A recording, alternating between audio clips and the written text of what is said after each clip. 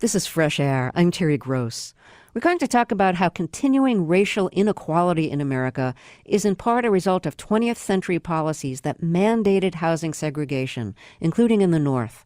My guest, Richard Rothstein, is the author of the new book, The Color of Law, A Forgotten History of How Our Government Segregated America. He writes about federal, state, and local policies that help explain why new suburbs were predominantly white, while housing projects became predominantly black, and so many neighborhoods became and remain segregated. He also writes about how this mandated segregation has contributed to inequality in education, employment, and income. Rothstein is a research associate at the Economic Policy Institute and a fellow at the Thurgood Marshall Institute of the NAACP Legal Defense Fund. Richard Rothstein, welcome back to Fresh Air. Thank you very much. Your work is really about how housing segregation isn't something that accidentally happened. It was policy, even in the North. I think, as you point out in your book, Americans assume that segregation is a result of prejudice and white flight, bank redlining, income difference, self-segregation. How far do government policies in the North date back, separating white and black neighborhoods? The federal policies mostly began during the New Deal. It was a state-sponsored system of segregation. The things you've just mentioned, private prejudice and real estate steering and bank redlining and income differences, all certainly played a role. But without federal policy designed explicitly with racial explicit intent to segregate,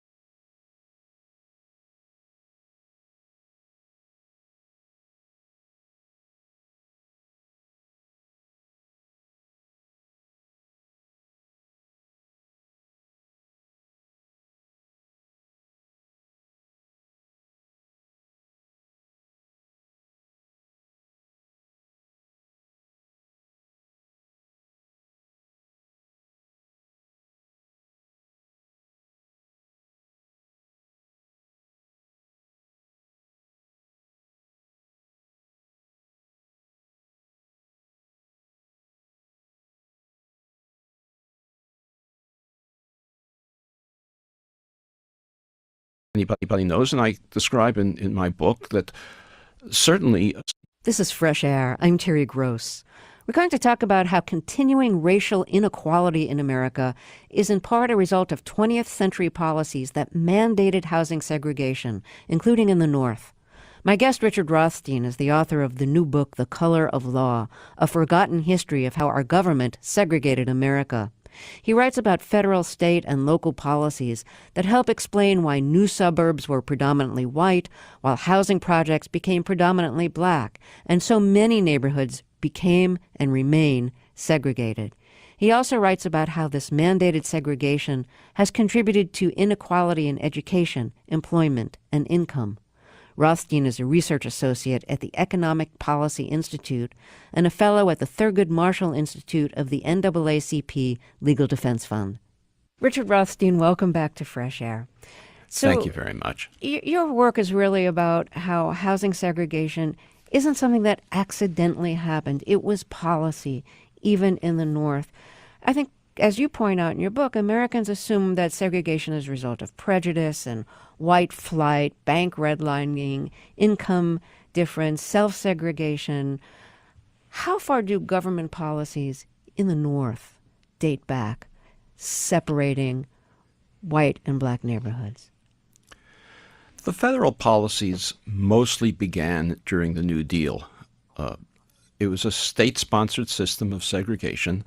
The things you've just mentioned, private prejudice and real estate steering and bank redlining and income differences, all certainly played a role. But without federal policy designed explicitly with racial explicit intent to segregate every metropolitan area in this country, those private factors would not have been able to successfully segregate.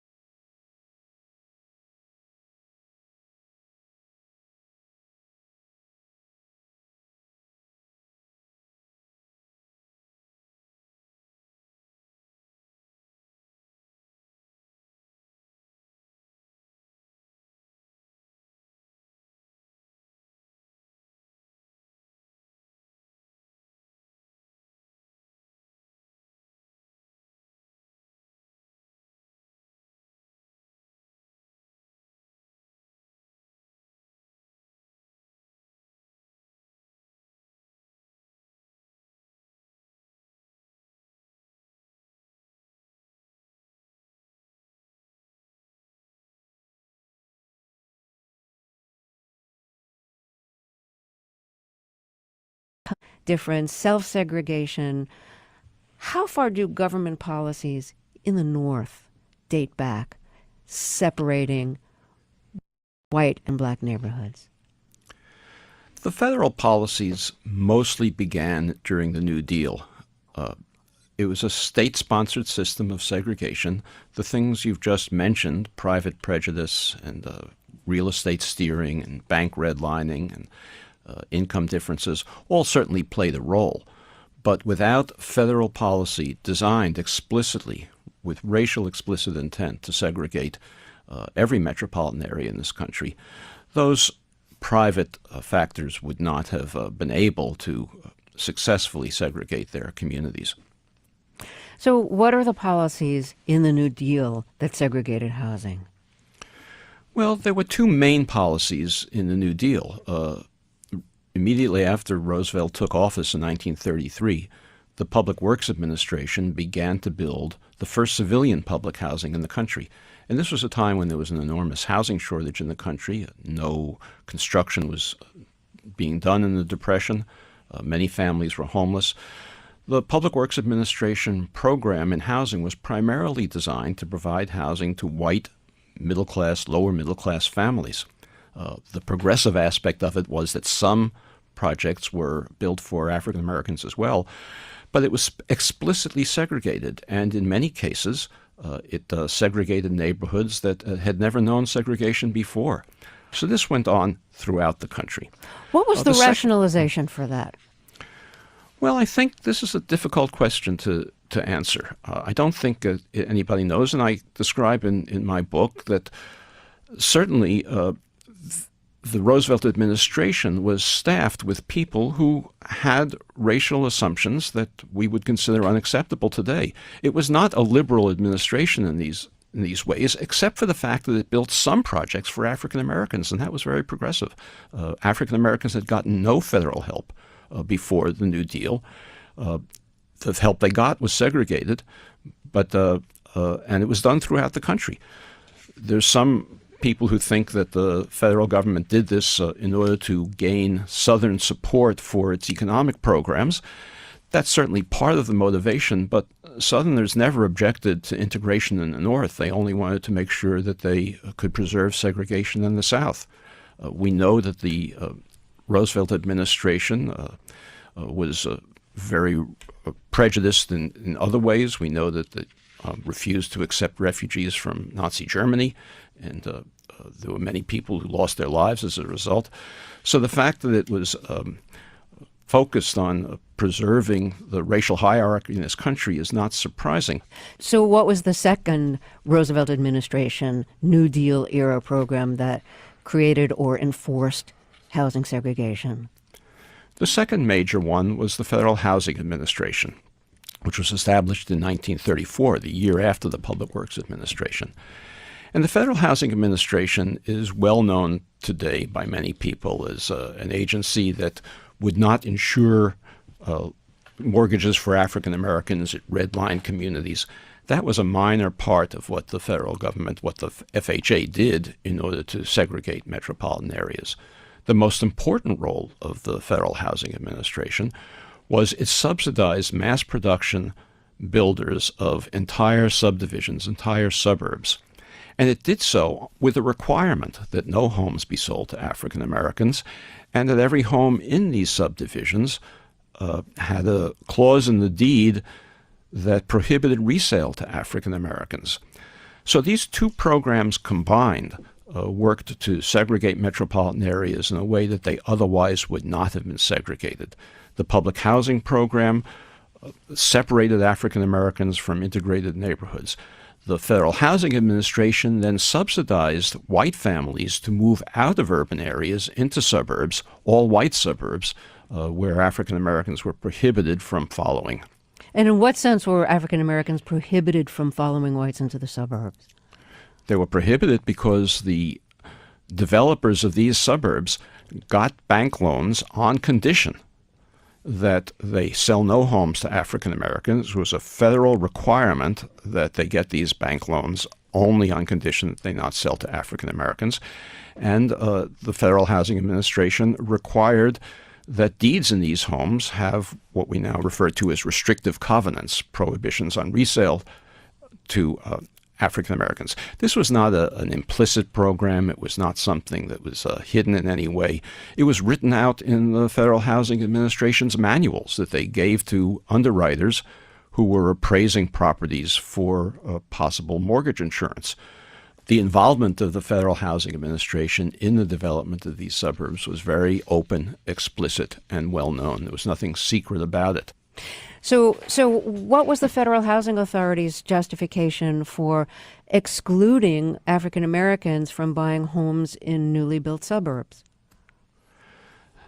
The Federal Housing Administration's justification was that if African Americans bought homes in these suburbs, or even if they bought homes near these suburbs, the property values of the homes that they were insuring, the white homes that they were insuring, would decline, and therefore their loans would be at risk. There was no basis for this claim on the part of the Federal Housing Administration.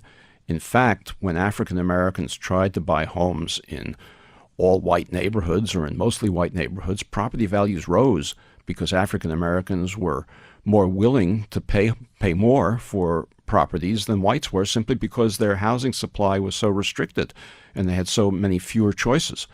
So the rationale that the Federal Housing Administration used was never based on any kind of study. It was never based on any reality. Studies showed that property values, as I said, increased when African Americans moved into white neighborhoods. But nonetheless, the Federal Housing Administration maintained this rationale for 30 or 40 years. It seems that the things that you're describing that were so restrictive and discriminatory against African Americans would be unconstitutional. Was it tested in the courts? It was tested in the courts, and the courts mistakenly, erroneously, did not stop them. In 1926, the Supreme Court said that it was not a violation of the Constitution to circulate these restrictive covenants that prohibited sales of homes to African Americans. In 1948, the Supreme Court reversed itself and said that, well, it is unconstitutional to evict African Americans who move into homes in violation of these agreements. But the fact that it took the Supreme Court until 1948 to recognize that it was unconstitutional to enforce these covenants didn't mean that it was constitutional before then, any more than in 1954 when the Supreme Court ruled that school segregation was unconstitutional. That didn't mean that it was constitutional before 1954. It meant that the Supreme Court recognized its error in calling it constitutional before that. So it's really kind of funny in a way that 1948 Supreme Court decision that you mentioned, Shelley versus Kramer, that banned court-enforced restrictive covenants, that was a unanimous 6-0 decision. 3 of the 9 justices had to recuse themselves from participating in this decision because they had racial restrictions covering their homes. Well, we assume that's the case. They did recuse themselves. Justices don't tell the reason that they recuse themselves, but this is just an assumption that you're making. Well, historians generally agree that the reason that the justices recused themselves was because they themselves had restrictive covenants on their homes. That's pretty interesting.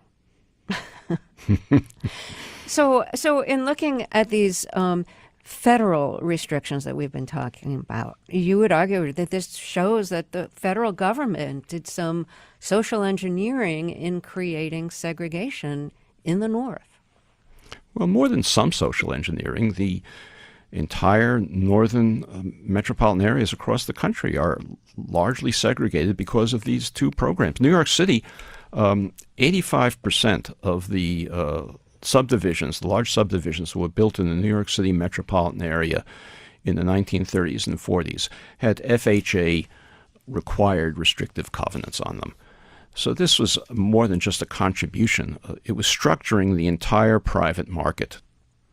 Let's look at the GI Bill. We talked about this a little bit the last time you were on the show. But the GI Bill gave benefits to veterans from World War II that really helped them and their families rise economically and socially in America. What were those benefits in terms of housing, and how were African Americans excluded from them? Housing was a big area where African Americans were excluded. The Veterans Administration, established under the GI Bill, adopted all of the FHA racial exclusion programs when it began to insure mortgages for returning veterans. The big developments like Levittown or south of San Francisco, Daly City, or many other large subdivisions like that were built after World War II were financed by the Veterans Administration and not necessarily the Federal Housing Administration with the same racial restrictions. In the book, I talk of one family of a returning war veteran who, very ambitious man, he formed a trucking company, hired a number of people for his trucking company. He was a successful businessman. He got a contract, an African-American.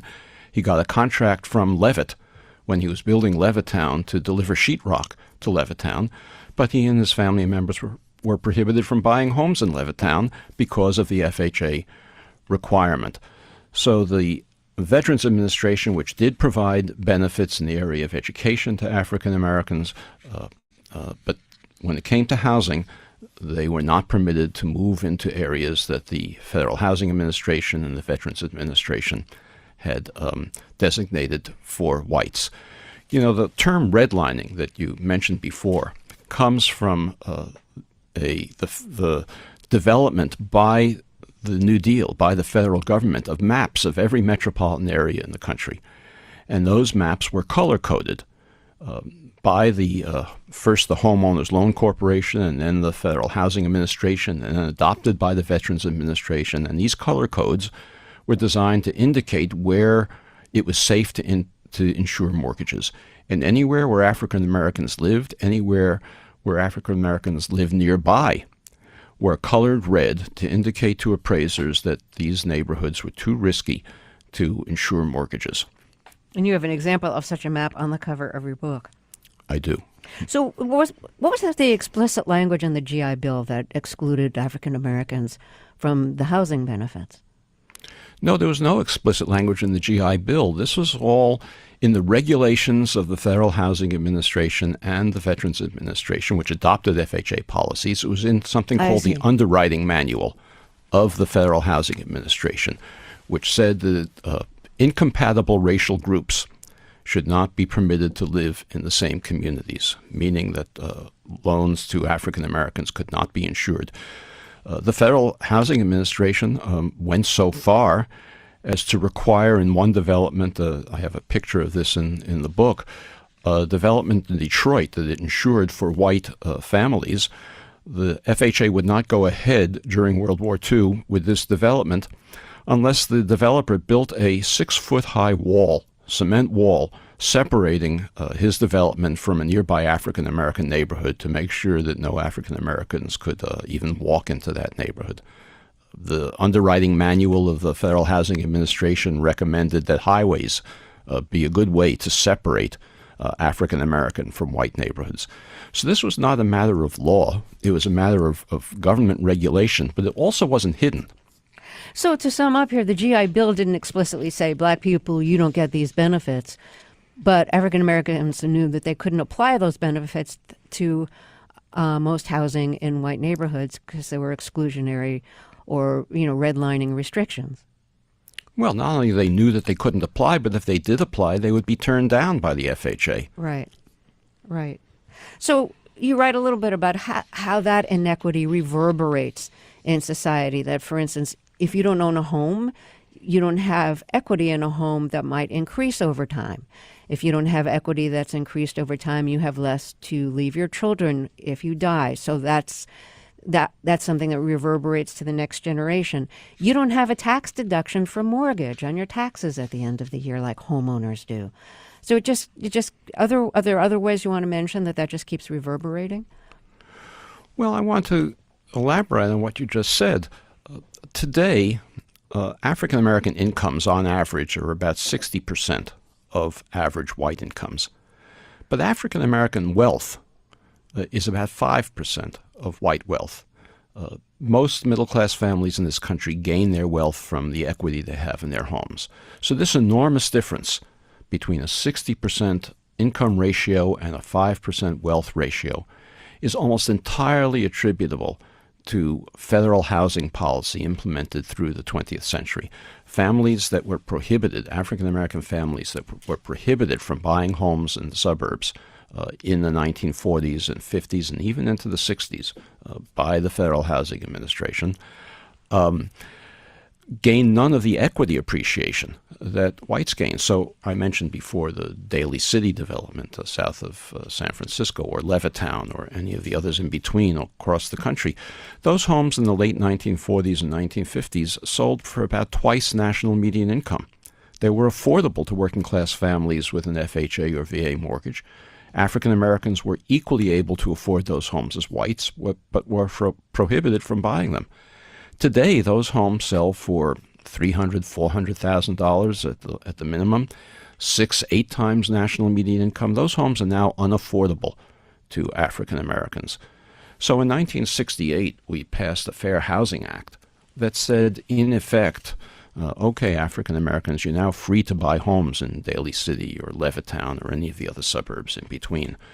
But it's an empty promise because those homes are no longer affordable to the families that could have afforded them when whites were buying into those suburbs and gaining the equity and the wealth that followed from that. They sent their children, the white families sent their children to college with their home equities. They were able to take care of their parents in old age and not depend on their children. They were able to bequeath wealth to their children. None of those advantages accrued to African Americans who, for the most part, were prohibited from buying homes in those suburbs. So I want to ask you about what was called urban renewal, or by some people, slum clearance. Urban renewal, it sounds really positive, like renewal. That's a good thing. But it wasn't a good thing for the people living in the areas that were renewed or cleared. What's your take on urban renewal? Well, the other thing that urban renewal was called was Negro removal. And urban renewal was typically a program, especially in the 1950s and early 1960s, where African American neighborhoods near and adjacent to central cities were demolished in order to build housing for middle-income whites or provide space for hospitals or universities. And the African American neighborhood was simply displaced to someplace farther away from downtown. This was quite intentional. When the director of the Federal Department of Slum Clearance in the 1950s was asked about the segregationist motivation and policy of this urban renewal program that the federal government was running, he said that the vote in Congress in 1949 that opposed integration justified the policy of the federal government in this urban renewal plan, and that the federal government certainly couldn't do something that Congress hadn't intended, that is, provide an integrated urban environment. So this was, again, another example of explicit federal policy that segregated metropolitan areas. Let's talk a little bit more about housing projects. You write that housing projects started off as designed predominantly for white, working class, and lower middle class Americans, but they ended up being largely populated by African Americans. So I want to talk with you about how that change happened. Let's start with, why were they officially designated early on as being primarily for white people? Public housing began in this country for civilians during the New Deal, and it was an attempt to address a housing shortage. It wasn't a welfare program for poor people. During the Depression, no housing construction was going on. Families, middle-class families, working-class families were losing their homes during the Depression when they became unemployed. And so there were many unemployed, middle-class, working-class white families, and this was the constituency that the federal government was most interested in. And so the federal government began a program of building public housing for whites only in cities across the country. The liberal instinct of some Roosevelt administration officials led them to build some projects for African Americans as well, but they were always separate projects. They were not integrated. It was something of an afterthought to build projects for African Americans. They were mostly intended for whites because of this enormous housing shortage that whites were experiencing. So after World War II, in the 1950s, there was a lot of public housing that was built. Was that designated as public housing for white people? Yes, it was segregated as well as the public housing that was built before that. In 1949, Congress debated a provision that would require public housing to be integrated in the future, and that provision was defeated. So public housing that was built after 1949 under the new Housing Act was segregated as it had been before. And as a result of that, we saw these large towers being built all over the country, the Robert Taylor homes in Chicago, the Pruitt-Igoe towers in St. Louis, the kind of public housing that became vertical slums. But they didn't start out that way. When the Pruitt-Igoe towers were built, for example, in the early 1950s, there was two separate projects. The Pruitt towers were for African Americans. The Igoe towers were for whites. And soon after they were filled, suddenly there became large numbers of vacancies in the Igoe project, the White project, and long waiting lists for the African American project, the Pruitt project. And this was true of public housing all across the country. The white projects had large numbers of vacancies. Black projects had long waiting lists. And eventually, it became so conspicuous that the public housing authorities and the federal government opened up the white designated projects to African Americans, and they filled with African Americans. At the same time, industry was leaving the cities. African Americans were becoming poorer in those areas. The projects became projects for poor people, not for working class people. They became subsidized. They hadn't been subsidized before. Before, working class families in public housing projects were paying the full cost of the rent that was needed to maintain the projects. And so they became vertical slums that we came to associate with public housing. So why were there so many vacancies in the white housing projects? Why were whites leaving the housing projects? The vacancies in the white projects were created primarily by the Federal Housing Administration program to suburbanize America. And the Federal Housing Administration subsidized mass production builders to create subdivisions that were white only, and they subsidized the families who were living in the white housing projects, as well as whites who are living elsewhere in the central city, to move out of the central cities and into these white-only suburbs. So it was the Federal Housing Administration that depopulated public housing of white families, while the public housing authorities were charged with the responsibility of housing African Americans who were increasingly too poor to pay the full costs of their rent. And the government helped white people move into suburbs. How did they help? The government helped white families move to the suburbs by giving them low-interest mortgages, by insuring low-interest mortgages for them that would permit them to move to single-family homes in the suburbs where their monthly carrying charges for these mortgages were less than the rent they were paying in public housing. So it was a financial incentive that the government was giving. Of course, the government also had a propaganda campaign emphasizing the desirability for white families of living in single-family homes. As early as the 1920s, the federal government put out pamphlets urging whites to move to single-family homes, and federal government agents went around the country giving lectures in which they talked about moving into single-family homes away from central cities was a way to avoid racial strife. So there were both propaganda incentives and monetary incentives that got whites to move out of central cities and into suburbs. Why? What was behind that? What was the thinking behind that? Well, this is an interesting inquiry into intellectual history. The single-family home movement began after World War I when the federal government, this was the Harding administration, President Warren Harding, the Secretary of Commerce was Herbert Hoover, decided that a good way to fight Bolshevism, to fight communism, they were afraid of the Russian Revolution, was to get white families into single-family homes, because if you owned a home, you couldn't be a communist. That's how it started. And it built from there. In 1931, when Hoover was president, he held a conference on home building that was attended by the leading planners and developers in the country. Many of them were segregationists. The home building conference advocated that suburbs have restrictive covenants, that they have zoning rules that prohibited low-income African Americans from moving nearby. This was all recommendations. It took the Roosevelt administration, with the money involved in the Federal Housing Administration and the Public Works Administration, to actually implement these programs. But the ideology had been building ever since World War I. Let's look at where we are now. Ben Carson is the new Secretary of Housing and Urban Development in the Trump administration. He is, of course, a brain surgeon and doesn't really have any policy background in housing. What, if anything, do you know of his positions about housing? Well, the Obama administration issued a rule in a year or two before it left office, in which it called on suburbs to take policies, to take initiatives to desegregate themselves, to permit a mixture of types of housing in their suburbs. Ben Carson called this a form of social engineering, and he said that social engineering always has bad consequences, we shouldn't do it.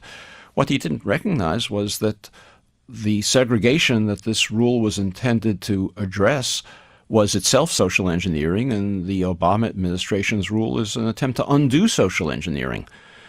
So without an understanding of this history that I've been describing to you, it's impossible to address policy or to look at policy carefully that's required today. If we think that housing segregation just happened de facto, then it's very hard to think of what we can do about it. If we understand that housing segregation occurred because the federal government and state and local governments insisted upon it as a matter of open, explicit policy, then we recognize not only do we have an opportunity to do something about it, but we actually have a constitutional obligation to address the housing patterns that exist in this country and separate the races. What do you mean when you say a constitutional obligation? Well, under our Constitution, if there's a violation of the 14th Amendment or the 5th Amendment or the 13th Amendment, which abolished slavery and the badges of slavery, if there's a violation of those constitutional provisions, there's a constitutional obligation to remedy it, to reverse that violation. So you would like to see some way of addressing the results of government socially engineered housing segregation in America. But at the same time, you say we have to acknowledge that there's a cost to integration. What is that cost that you're describing?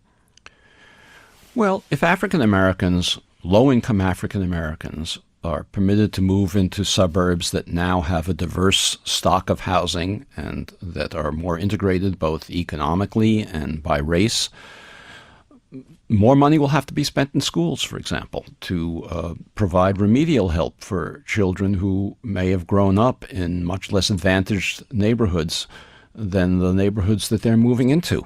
That's a price that will have to be paid. For African Americans, integration has always had a price. When we desegregated schools in the South, we lost a whole generation of African American teachers and principals because children began to attend white schools. So there's no doubt that this is a costly effort, but the costs are far less than the costs of maintaining segregation. The segregation of our metropolitan areas today leads to the kinds of police youth confrontations that lead to deaths of young men, to riots in those neighborhoods. It leads to stagnant inequality because families are much less able to be upwardly mobile when they're living in segregated neighborhoods where opportunity is absent than they otherwise would.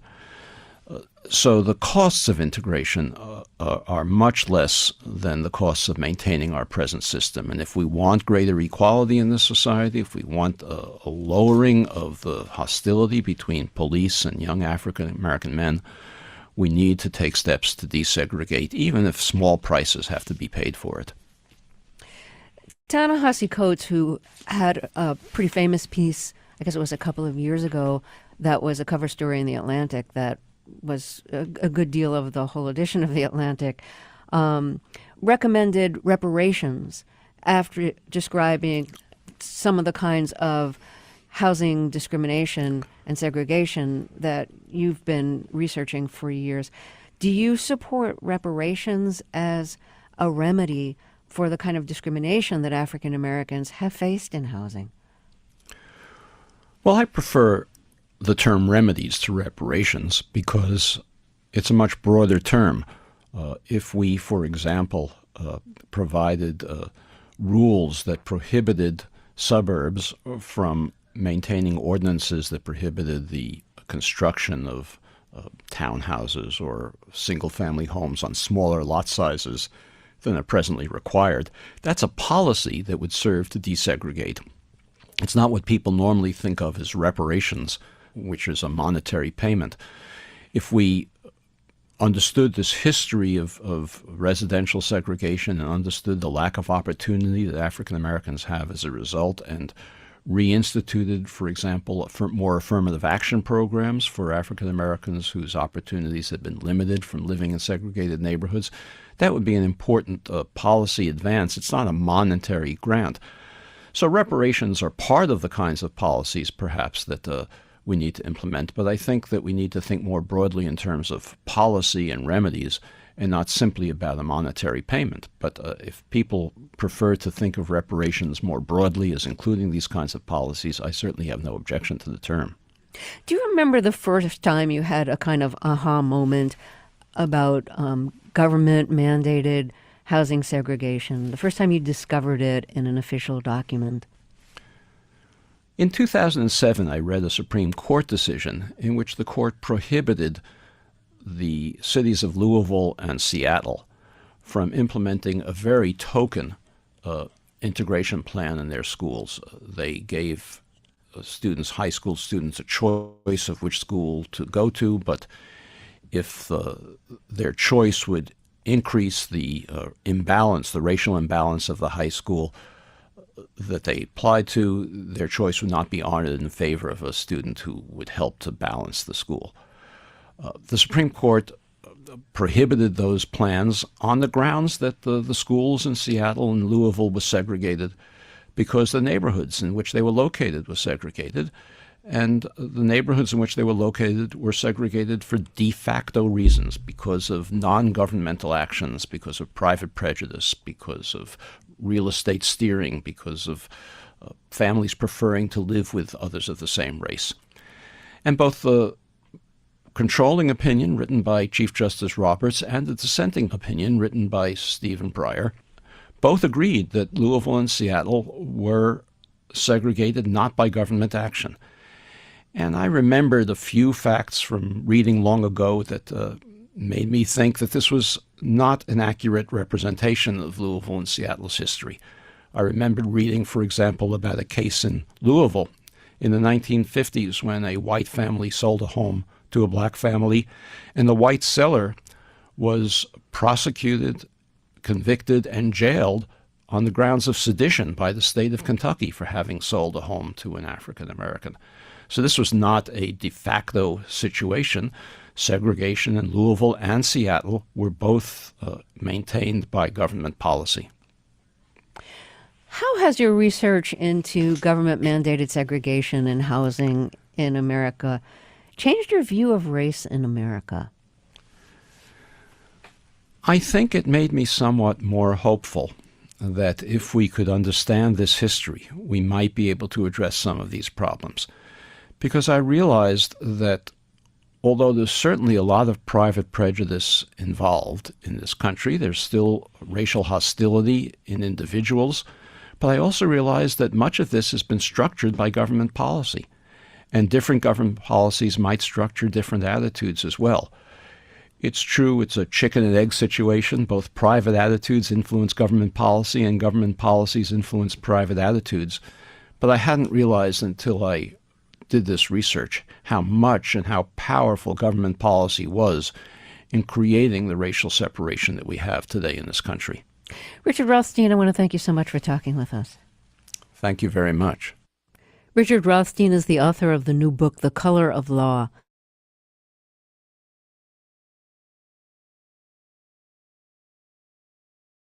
And now, more from NPR. This message comes from Carvana. Sell your car the convenient way. Enter your license plate or VIN, answer a few questions, and get a real offer in seconds. Go to Carvana.com today. Live from NPR News in Washington, I'm Lakshmi Singh.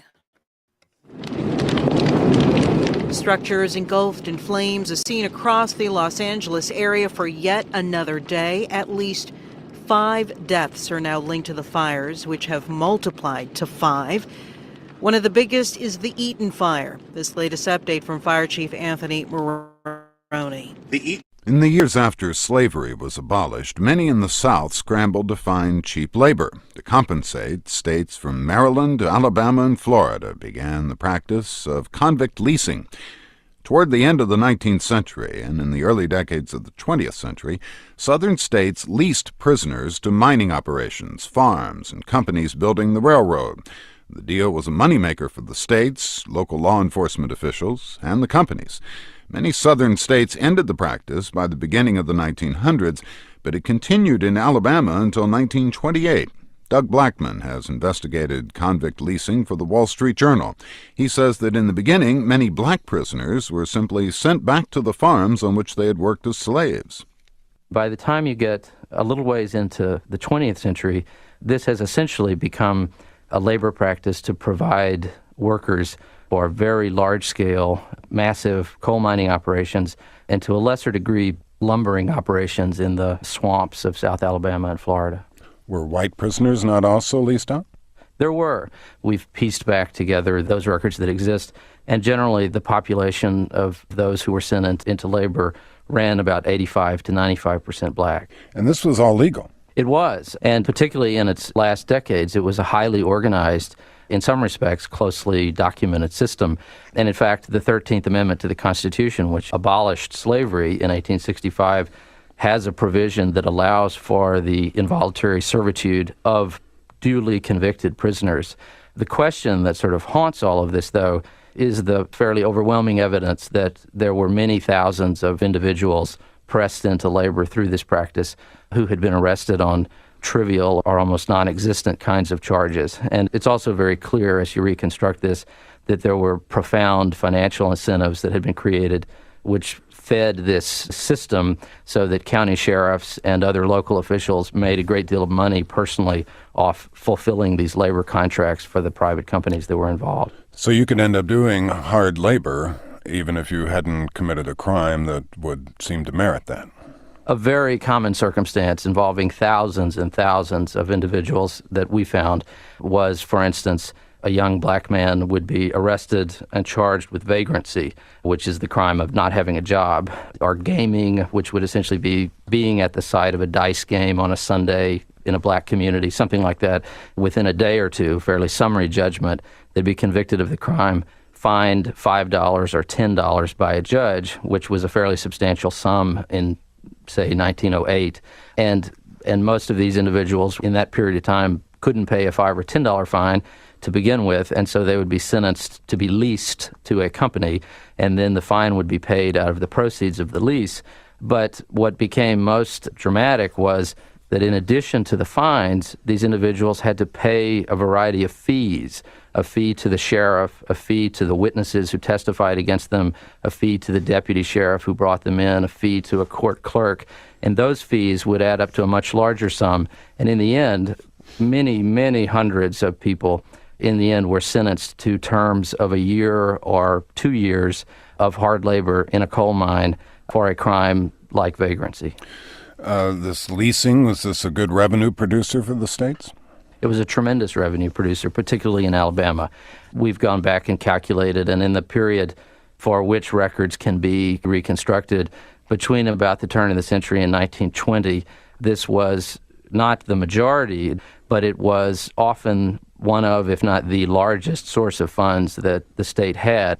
Are any of these companies still in existence? Many of them are.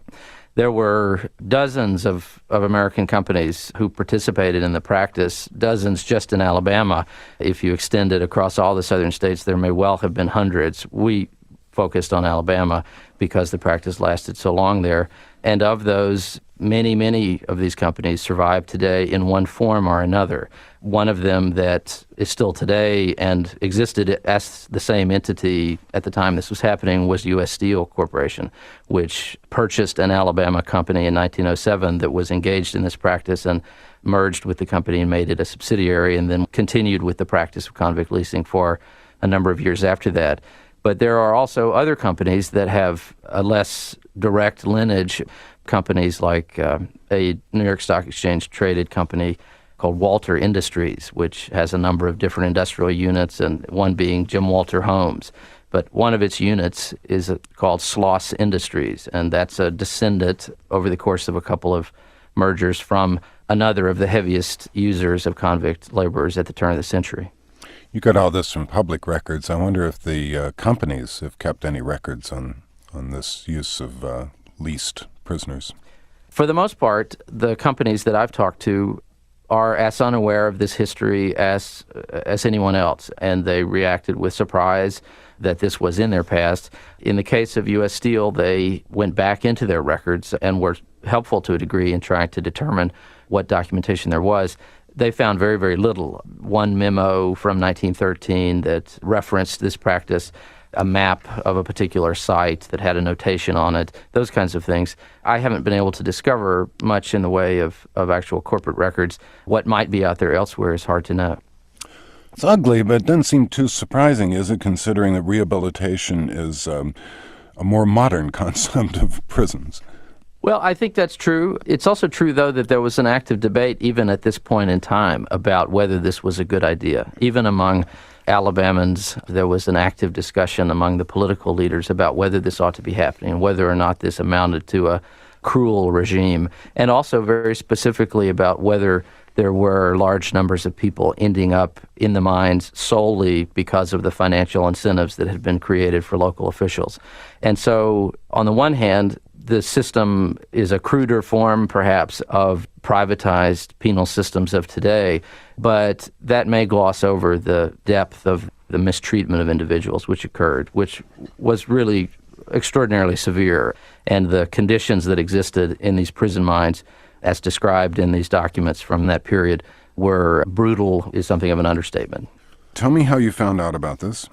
I ran across a reference while working on a different story a year or so ago about convict leasing, and at the time the German slave labor questions and lawsuits were heating up, and I got a bit curious about whether there might be living American corporations that had connected back to some sort of even roughly parallel kind of past, and so it developed from there. Very good, thanks. Thank you. Doug Blackman is a reporter for the Wall Street Journal.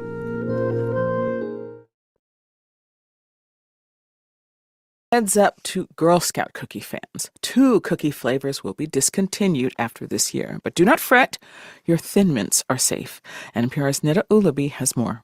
You are forgiven if you've never heard of the 2 cookies that got laid off. One is called Toast Yays. It's based on the cinnamon mapliness of French toast and came out in 2021. The other is Girl Scout S'mores, evoking the classic campfire treat. What is the cream in there? Is that toothpaste? The s'mores were roasted last year in Dustin Nickerson's podcast called Don't Make Me Come Back There. The comedian and his sidekicks compared the Girl Scout s'mores cream filling to that stuff between your tiles, caulk. Yeah, that tastes like an adhesive. That is not good. The Girl Scout s'mores debuted in 2017. They're among dozens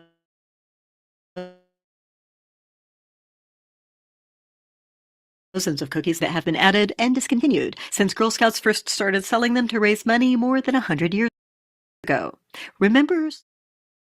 Today, a man who says he's innocent asks a judge to end his jail term after a quarter century. In a documentary, Brandon Jackson of Louisiana says there's no way to describe how he feels in prison. They don't even have a word in the dictionary. And I've been waking up like that since 1996. I think about it all day, every day. I'm 49 now. I'll be 50 December the 9th. Now, Brandon Jackson is not the only person in prison who says he didn't do it, but he has something others do not. Members of the jury that convicted him also didn't think he was proven guilty. Al Jazeera features Jackson in a documentary on Louisiana's non-unanimous jury verdicts. Reporter Natasha Del Toro reviewed the trial from the 1990s and found no physical evidence connected Jackson with the crime. No one was able to even identify Brandon Jackson, and the state relied on the testimony of the co-conspirator named Joseph Young, who agreed to testify against Brandon Jackson in exchange for a much lighter sentence. 10 of 12 jury members found Jackson guilty, and under Louisiana law, that was enough for a life sentence. Last year, the U.S. Supreme Court found non-unanimous juries unconstitutional, but they did not make that ruling retroactive, so many people like Jackson remain in prison. Del Toro found that the non-unanimous juries grew out of a specific time in Louisiana history. After the Civil War, the white leaders in the state held a convention in 1898 that was really designed to ensure the supremacy of the white race. And we know this because they spelled it out. It's right there in the liner notes of the convention. And they implemented this non-unanimous jury verdict, which would allow them to dismiss or mute the voices of black jurors. How would that be the case? That may not be obvious to people. Why would a non-unanimous jury be something that would discriminate? If you had, for example, two black jurors who did not believe somebody was guilty, these black defendants then are found guilty, and the black jurors who would have found them not guilty are silenced. The 1898 law passed in a time after slavery was abolished, and Louisiana was replacing slave labor with convict labor. If you had more African Americans who were being convicted, then you could continue to have free labor. Interestingly, Louisiana incarcerates more people than any other state, and a disproportionate number of those people are African American. It does seem like the laws are working as they were designed to work 125 years ago. In this modern-day case, Brandon Jackson is black. Two jury members who voted to acquit were also black. The white jurors who voted to convict included Stacey Marks, who told her story for the documentary. He was very sure of himself. He seemed to have a very, he smiled a lot. He seemed very relaxed. But I remember Brandon made a lot of eye contact with the jurors, and he seemed to be pretty sure of himself. And like I said, I felt he was really overconfident. What are you hearing there when you listen to that? Stacey Marks. Before I even comment on that, I want to say that she was very gracious in talking to us. And she also emphasized that she grew up in the South and that she definitely does not consider herself racist. That said, I think what you hear there is really perhaps an unconscious form of racism. The history of racism in this country is a black man could lose his life for looking at a white woman. And in this case, Brandon Jackson, he lost his freedom. What do Louisiana officials say to you when you ask them about this law that cannot apply going forward? It's unconstitutional now, but is not being overturned in past cases. The Louisiana state legislature had an opportunity to apply the Supreme Court decision retroactively, but they voted that down, and it was in a straight party vote. You know, we contacted some of these Republican lawmakers, and one in particular that we spoke with said that they felt good about the progress that they had made. This law has been banned in Louisiana, but that they feel comfortable with the steps that they've taken. Some of these lawmakers told us off camera that the reason why they voted this down was because of influence from the District Attorneys Association of Louisiana. Oh, district attorneys don't want to go back and reopen all these old cases. It would. Now to Mississippi. Voters there will choose a governor and other statewide officers in November under a set of election rules that date to the 19th century. Those Jim Crow-era voting provisions, though, are now before a federal court. A group of black voters has sued, challenging the rules as racially discriminatory. NPR's Debbie Elliott reports.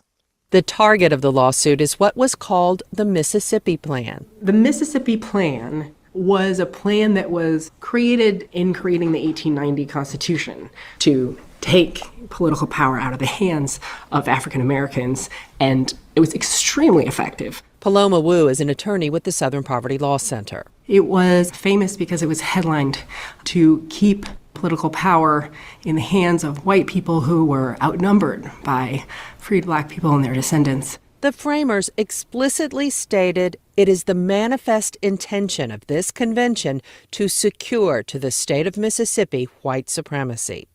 To that end, they adopted a two-tiered path to win statewide office, like governor or attorney general. Candidates must get both a majority of the popular vote and win in a majority of Mississippi's 122 state house districts, 42 of which are majority black. Otherwise, the State House of Representatives gets to decide. Longtime Mississippi Congressman Benny Thompson, a black Democrat, calls it the end of a line of notorious Jim Crow disenfranchisement tools. Whether it was poll tax or the black codes or what have you, there were a lot of things put in place down through the years that have been declared unconstitutional. To our knowledge, this is the last vestige of Southern discrimination in the electoral process. African Americans are about 38% of Mississippi's population and tend to vote Democratic, while Republicans dominate the political landscape, including control of the legislature. Since Reconstruction, there hasn't been an African American elected to statewide office. Thompson says the election system has been effective in limiting the opportunity for black politicians to seek statewide office. Under this present term, there's just no way that I could win. I could win the popular vote and lose the vote of the Mississippi legislature, and it would nullify the will of the people. That's one of the arguments from 4 African Americans who are suing in a case backed by the National Democratic Redistricting Committee's foundation. That's the Political Action Committee headed by former Attorney General Eric Holder. The local attorney on the case is Rob McDuff with the Mississippi Center for Justice. When you have a system like this that was conceived as part of the discriminatory plan, and it still plays out to make it more difficult for African American voters to elect candidates of the choice, that's a violation of the Constitution. The lawsuit names as defendants Mississippi House Speaker Philip Gunn and Secretary of State Delbert Hosemann, both Republicans. They declined to comment on the lawsuit, as did Democratic Attorney General Jim Hood, who is running for governor and could be affected by the outcome of the case. In a court filing, private lawyers representing Gunn and Hosemann wrote neither the Speaker nor the Secretary wished to defend the motivations behind a law allegedly enacted with racial animus, though they are seeking to have the case dismissed, arguing in part the timing of the complaint demonstrates it's about partisan politics, not race. Plaintiff's attorney McDuff acknowledges the political nature of the lawsuit in an election year, but says that doesn't change the argument that Mississippi's system dilutes the power of black voters. Because of the way Mississippi's House of Representative districts are drawn, and which make it more difficult for the candidate of choice of black voters to win a majority of the electoral districts than the candidate of choice of white voters. In a statement, Communications Director Nicole Webb says the Mississippi Republican Party has no opposition to amending the Constitution to remove the contested election requirements, but questions the sincerity of former Attorney General Eric Holder's interest in the case, calling it a, quote, continuation of national Democrats' attempts to delegitimize elections they do not win. Mississippi's two-tiered election test from the 1890 Constitution has only come into play once, in 1999. In that case, the Democrat won the popular vote for governor, but fell short of winning a majority of House districts. He was voted into office by a then Democratic-controlled House of Representatives.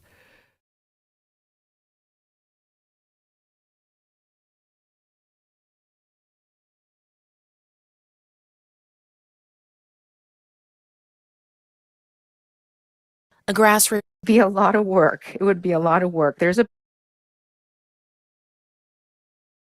reparations effort in Michigan is making progress where government-led attempts have stalled. Sophia Salaby of member station WKAR in East Lansing reports. 2020 was a turning point for Lansing, Michigan resident Willie Bryan. Between the racial reckoning following the murder of George Floyd and the health disparities that hit the African American community during the pandemic, she knew it was time for action. To start with slavery, which is the original sin, and it has left an aftermath of destruction in its path. The answer for Bryan was for what she calls the debt owed to African Americans to be repaid through reparations. She started at her church, a predominantly white congregation. Pastor Stanley Jenkins remembers when Bryan first brought it up.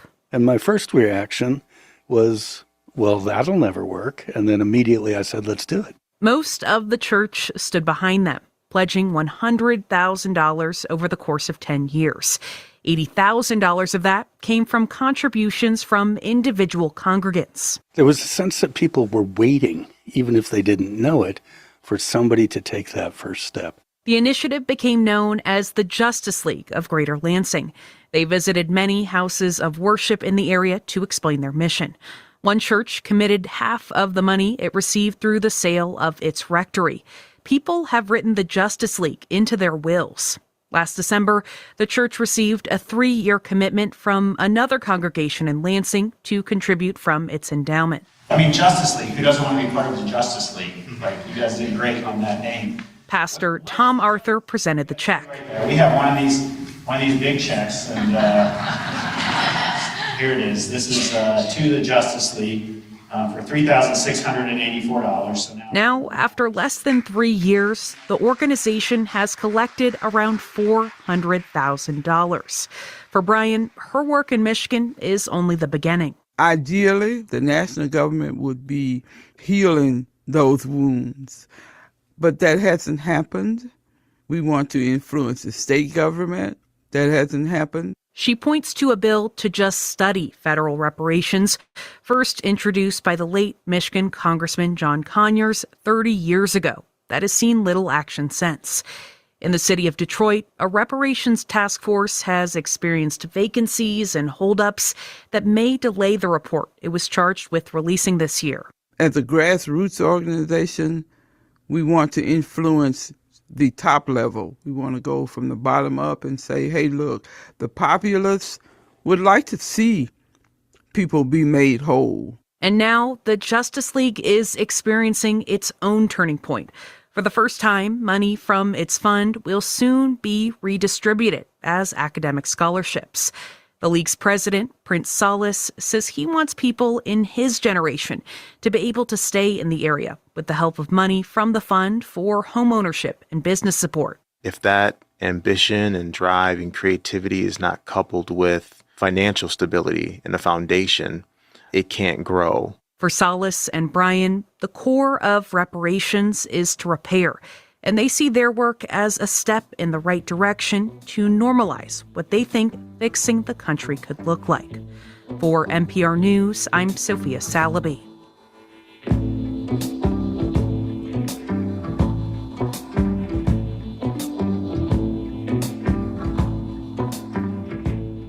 You're listening to All Things Considered from NPR News.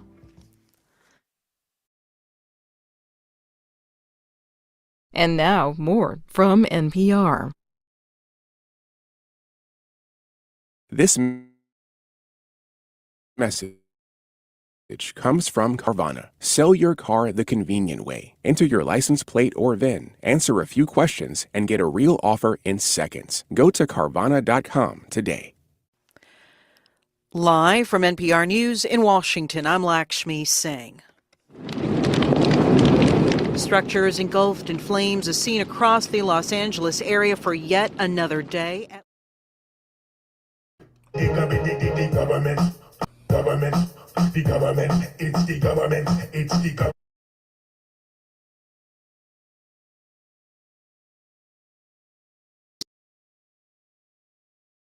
At least 5.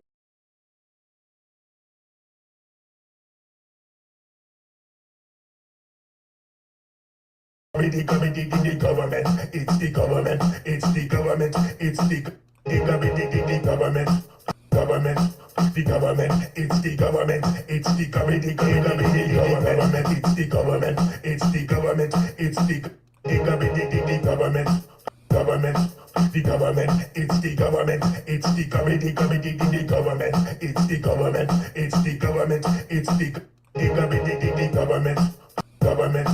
The government, it's the government, it's the government, the government, it's the government, it's the government, it's the government, the government, the government, it's the government, it's the government, the government, it's the government, it's the government, it's the government, the government, the government, it's the government, it's the government, the government, it's the government, it's the government, it's the government, the government, the government, it's the government, it's the government, the government. All right, let's not waste any time.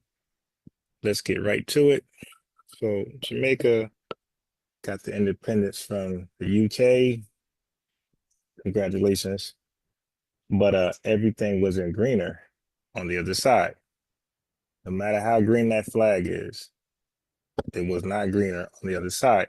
So unfortunately, a lot of Jamaicans decided to migrate or immigrate out of Jamaica to various different places. And unfortunately, they wanted to go back to the country that they left, that they sought independence from. So here's a brief look at that. Next, 65 years ago, a ship called the Empire Windrush arrived at Tilbury carrying nearly 500 people from Jamaica to start a whole new life. It was the first large group of West Indian immigrants to arrive after the Second World War. Ruth Banks has the details. Tilbury sees the arrival of more than 400 happy Jamaicans. It was the first wave of mass migration from the Caribbean to the UK, a boat full of workers called in from the colonies to plug Britain's post-war labour shortage. Among them, Sam King, whose father had sold 3 cows to pay the £28 and 10 shillings for his passage in hope of a better life. So hope of a better life. So you see that going way back here. Let's look into this a little more. What do we have here?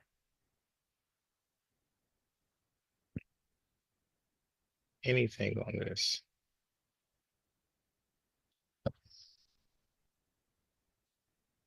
I'm trying to look at something. 65 years ago.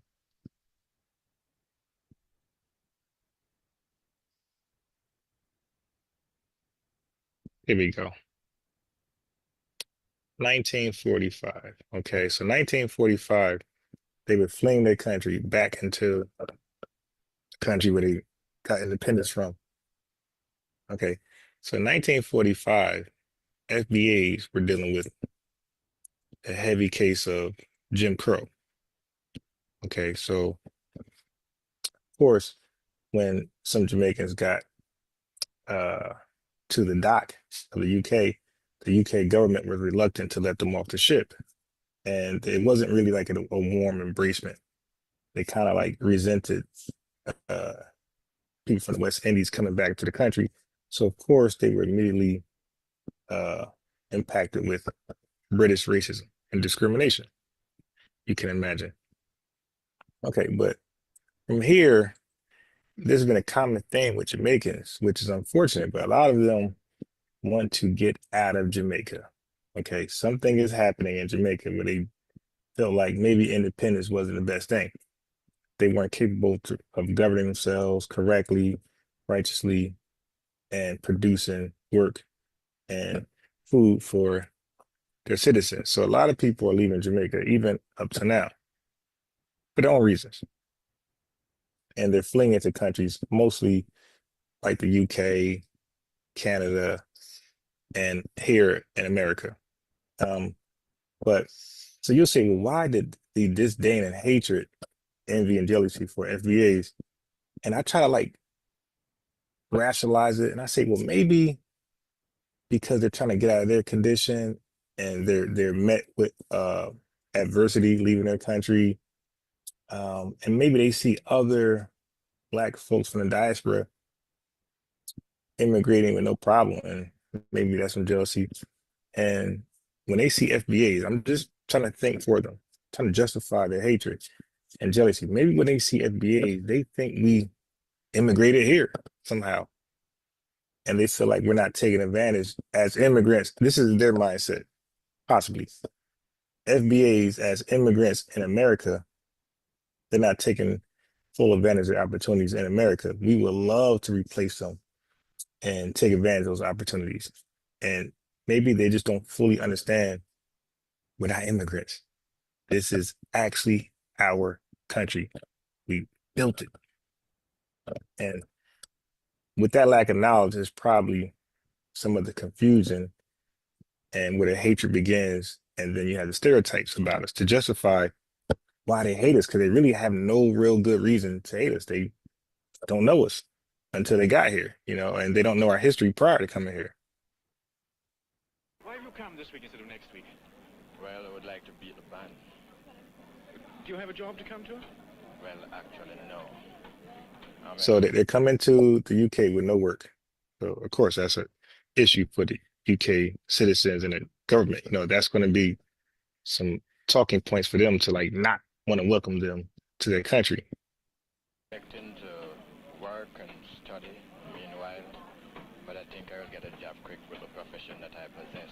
Okay, so he's coming over trying to get access to, London's or British resources.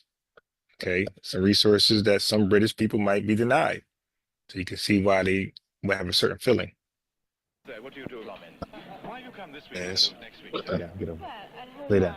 we heard that there was going to be difficulty in obtaining an employment entry into Britain, and we thought that instead of getting through all those difficulties, we'd do it now and get it over and done with, for this time.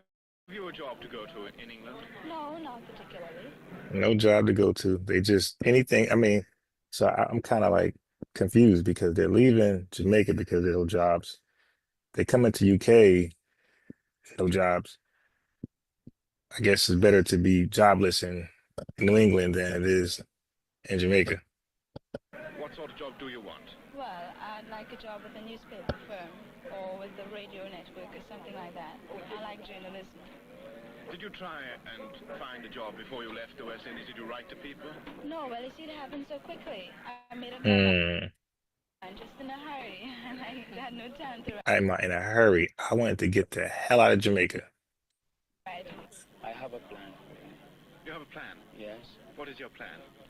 Well, my plan generally is to improve the standard of living for my family and myself. And I believe I'll be best able to do it in England. This video explores the question of whether Jamaicans who cross the border and seek asylum in the U.S. can return to their home country.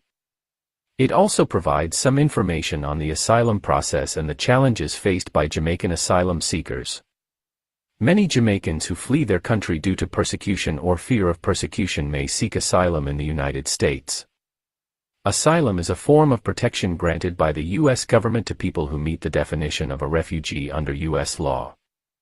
To qualify for asylum, one must prove that they have suffered past persecution or have a well-founded fear of future persecution on account of their race, religion, nationality, political opinion, or membership in a particular social group. There are 3 ways of obtaining asylum in the United States: the affirmative process, an asylum merits interview after a positive credible fear determination, or the defensive process.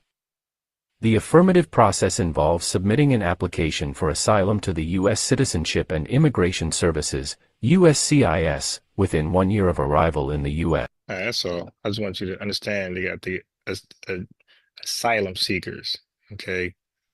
And when we ask Jamaicans, like, yo, what's the big deal? Like, when I try to get that out of Stupid and Hassan, they became disingenuous. It's like, okay, you can't compare your history with ours, your oppression with ours. We've been always oppressed to this day because we are the minority living in a majority non-FBA country. And the people we're living with are the people who enslaved us, Jim Crowed us, and everything else. You guys left your oppressor, okay? You're in your own country amongst yourselves. All the cops are black, all the lawyers or whatever, everybody's just black. So the discrimination that we face, you couldn't possibly understand on no level. So when we look back at Jamaica, we want to know, like, damn, how, because you thinking like just the colonizers were evil, white people were evil for what they did. So it's like, well, how did Jamaica leave a corrupt, evil system? And you would say, because it seems like a corrupt, evil people, to come into their own land, and their people are just as corrupt and evil as the people they left. And this is why they're going back. This is probably the FBA perspective in Jamaica. Like, yo, why are y'all going through all this? You're governing yourselves. You're the majority. And if you were facing oppression by few sprinkles of leaders that's corrupt, why y'all just can't overthrow them? And that's what we be thinking, because that's our fighting spirit over here. It's like, there's no way in hell we're gonna be the minority. I'm sorry, the majority, and you got a few Klansmen or David Dukes like oppressing us. You see, we flip out, start burning shit out like that. That couldn't possibly happen over here. I just don't see that. Anyway, but we don't say, oh, our Jamaican family are cowards because they're so much of the population and they won't overthrow it. They're cowards. We can think like that, but we don't when y'all come over here. But somehow y'all got this hatred for us that's unwarranted. Anyway.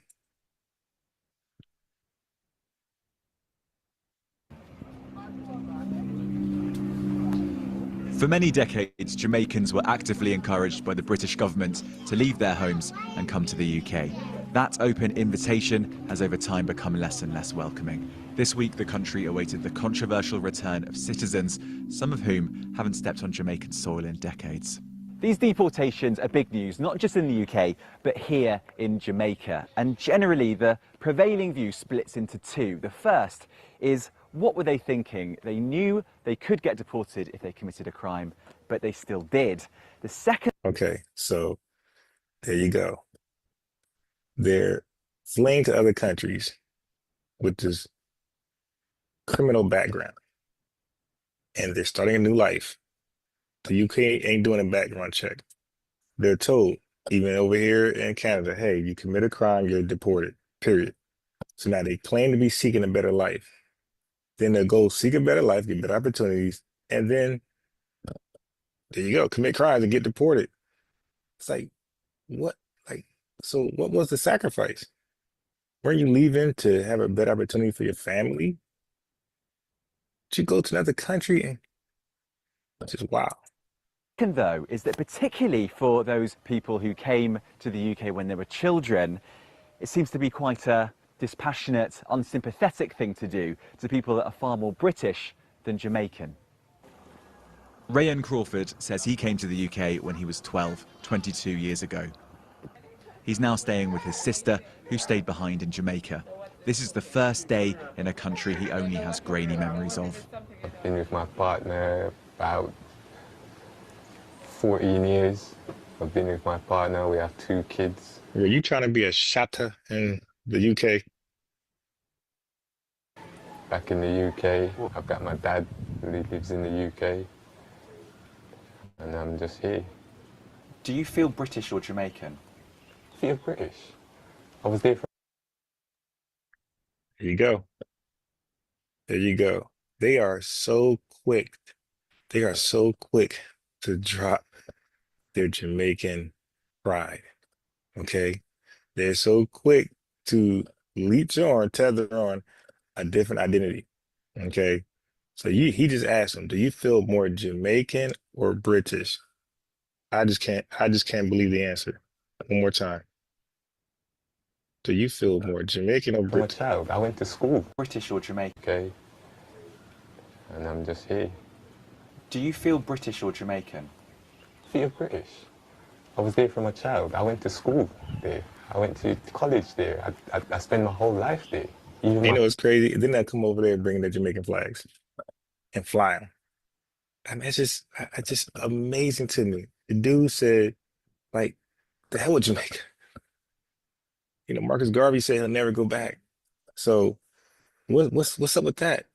So they flee a country that they believe failed them in many ways than one. You pick one, they pick one. They go to another country where they believe it's a land of opportunity, better opportunities for them. So you would think they bring their Jamaican flag over there and fly it, and that's kind of like disrespectful because to the citizens to that country, because they looking like, well, you should be flying our flag, like what? Because we are the ones who are, you know, giving you a better opportunity. Why are you flying that flag? Like, you know, that country didn't do you good. You're over here. But you see how fast he dropped it. I'm British. Clothes. I have no clothes. I came here with one little plastic bag with 2 pairs of jeans in it.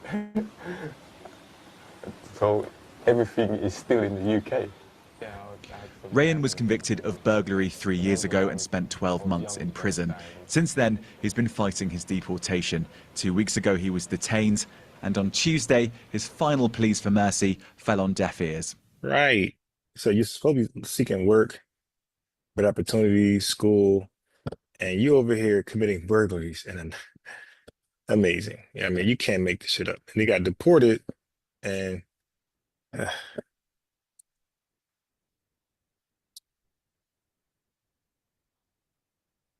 A woman removed from the United Kingdom for immigration violations was among 29 deportees who arrived in Kingston, Jamaica on Wednesday. The 29 landed at the Norman Manley International Airport aboard a Titan Airlines charter flight. From the airport, they were taken to the Harmon Barracks for processing by the police. Before long, the deportees, some with large bags, began emerging in groups. They all declined to speak with reporters.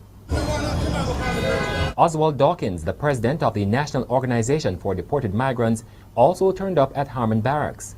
He did not want to appear on camera, but said he was there to support the deportees. Persons may come down and they need to know how to go about getting their birth certificate. Birth certificate is the first piece of document that you need to have, because without that you cannot get a TRN to them along those lines.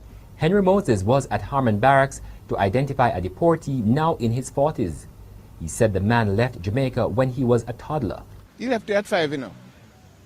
And his mother died over there, and his grandmother is very shaky, you know. So he realized now that she'll have to take up this responsibility of sheltering him, which she can, but to get him adjusted. And as what I say about other deportees, sometimes it's not all deportees are bad. Some are. That's a damn lie. All right, so let's go into. So why am I showing these videos?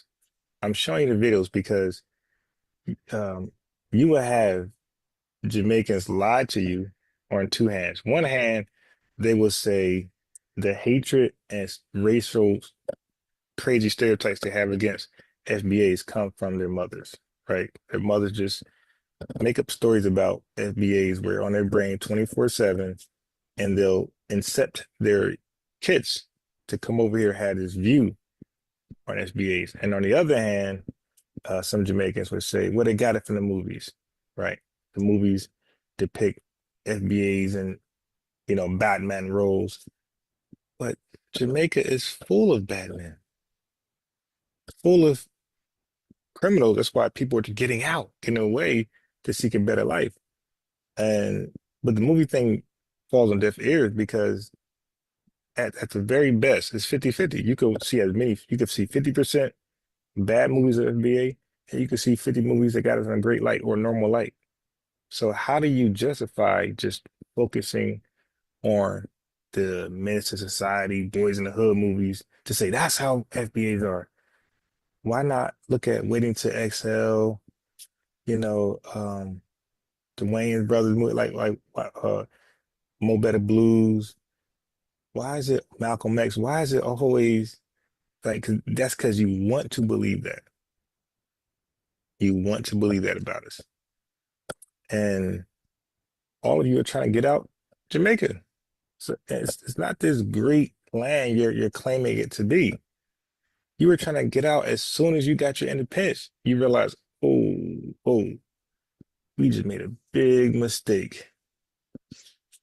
All right, never mind. UK, we take that back. You know what I mean? What's up? How can we get back over there? Okay. And I want to debunk another myth. So you have a lot of, you know, they have this disdain for FBA to say we're this and that in America, but we can argue, hey, some of our ratchet behavior we got from you. You came over here from Kingston, Jamaica, and wherever else, this ratchet, savage type of lifestyle, and you bring it to us, live amongst us, incorporate amongst us, and now look at us. For example, baby mama. You would think baby mama is an FBA thing, right? A baby mama or baby mama, also baby mother, is a slang term for a mother who is not married to her child's father. Although the term often carries the connotations as well, this term is associated with African Americans, see, originally. But, okay, coming from Jamaican Creole and finding its way into hip hop. So it got plastered onto us, but it comes from Jamaican Creole. Look at this. The term originated in Jamaican Creole as a baby mother, pronounced baby mada, with the first printed usage appearing in the Kingston newspaper. the Daily Gleaner in 1966. Look at this. They having a baby mama issue in 1966 when our marriages are 70, 80%. We got nuclear families at this time, and they got single parent homes. Now, the welfare state is what crippled our nuclear families. What crippled yours? Why you got baby mamas in 1966? Anyway, used for another daily used dates from 1921 to 1989. Originally, the term was used by fathers of illegitimate children to describe the mothers of their children. Okay. So when they said baby mata, when they said that to them, they're referencing a mother with a child that does not belong to them. I think. Maybe, maybe not. Anyway, I know they'll correct me. Nah, that's the real child. All right. Anyway, how about this? How about this? So let's talk more about that.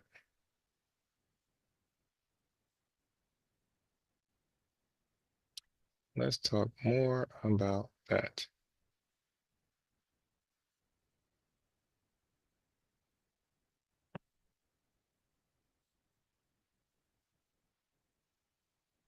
Let's make this very quick.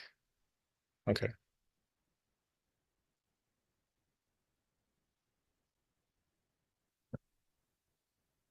You know, talking to persons, different persons who are working on site. I'm Amanda Elo, by the way, and this is Faith on the Street. The entire news or the trend of paternity test or DNA, you know, finding out a child's biological father or finding out who a child's father is, has been going on for months, right? And I thought it right to ask persons in the streets. Now, this is spectacular because I'm at Dubai Estate. Actually, this is a place where we have so many constructors, we have many of them engineers, and you know what it is with persons like this who are always working. Any one of them, if they let me. Hello, anybody ready? Hello. Yeah. Hello, good afternoon. Okay, so I'll work with you instead if you're okay with it. Yeah. All right, good afternoon. Good afternoon. What's your name, please? My name is Architect Fabian of GSS Construction, developers of Dubai Estate. Okay. So, How are you doing? Get to the point, damn it. I'm good. I'm good. All right. Well, it sounds funny, but it's not. That's the truth. And to be honest, I would just tell you I'll be heartbroken alone. No, but I will also be disappointed. You know. In who exactly? Okay, let's get out of here. That was a horrible interview. It is. In Nigerian footballer Kayode Olariwaju has just discovered that his 3 children do not belong to him. They belong to his wife's pastor. Let me explain. His wife's pastor. Okay, so this is also, so it's called paternity fraud. Okay, Jamaica has the highest cases of paternity fraud in the world, and Nigeria is close in second place, and there's not another country remotely close to them. Nigeria and Jamaica, the 2 countries who have the most disdain for FBAs, are like the 2 most corrupt and degenerate countries, as we're going to see. 3 years ago, a Nigerian footballer Kayode Olariwaju accused his wife of having an affair with his pastor. Then he revealed that his wife deceived him when they were getting married. That he later discovered that his wife was 7 years older than him because he's 30 years old and his wife was 37 years old. So along the line, he complained bitterly that in the middle of the night, he discovered that his wife was always doing video call with his pastor, which I will not mention the pastor's name here because he's still allegedly. So fast forward. Wow. He said that 34.4% of the Jamaican men who live in the United States cannot sponsor their children and get them there because they are not the father. Wow. Right? And as the Star said, 70% of the men walking around is wearing a jacket even in the hot daylight. Right? And Okay, so they did make light of it. So the jacket term.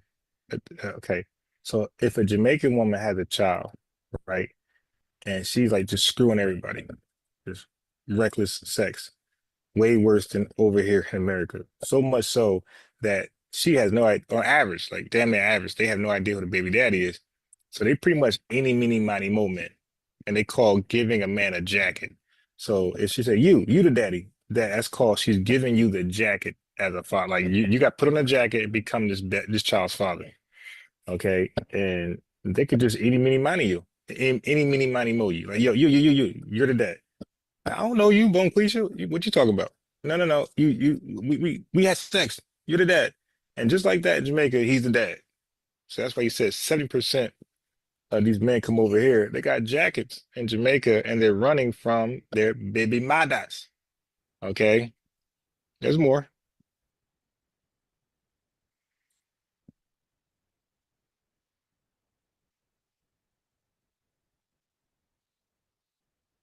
Give me a second. There's definitely more. Okay, here we go. There we go.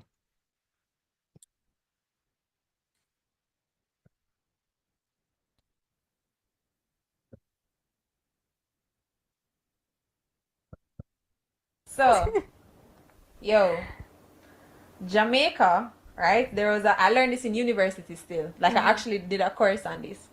And I saw it being circulated around social media.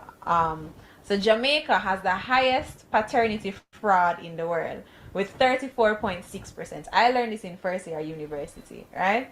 So basically what they're saying is that I be a jacket. I just be a jacket I give away. Just Y'all have some tailor jackets too. yeah, you have some well tailored jackets still. Not lying. But yeah, so basically like a lot of men are taking care of children that are not their own. Unbeknownst to them. Unbeknownst to them. But I feel like you see it a lot. Yo, there was an article, you know, remember the man and him did have like must say 5 or 7 pitney and him find out say no, them have 7 pitney and him find out say 5 a jacket. Yeah. And for something like the uncle or something like that. Yeah, but this and him yeah. So a guy was hit with 7 kids, and only 2 of them was his biologically. The other 5 were jacket kids. Jacket kids. So that's the term they use, jacket. So when they in the chat talking shit about FBA, ask them how many jackets they got back in Jamaica or Nigeria. Wow, it's crazy. What you does now? Come on, let's keep going.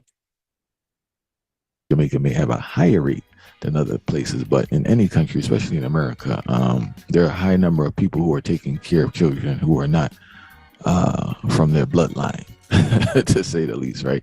And in Jamaican culture, jacket is a thing that is almost, how would you say, accepted, praised in certain circles, and it's just a part of the culture that's just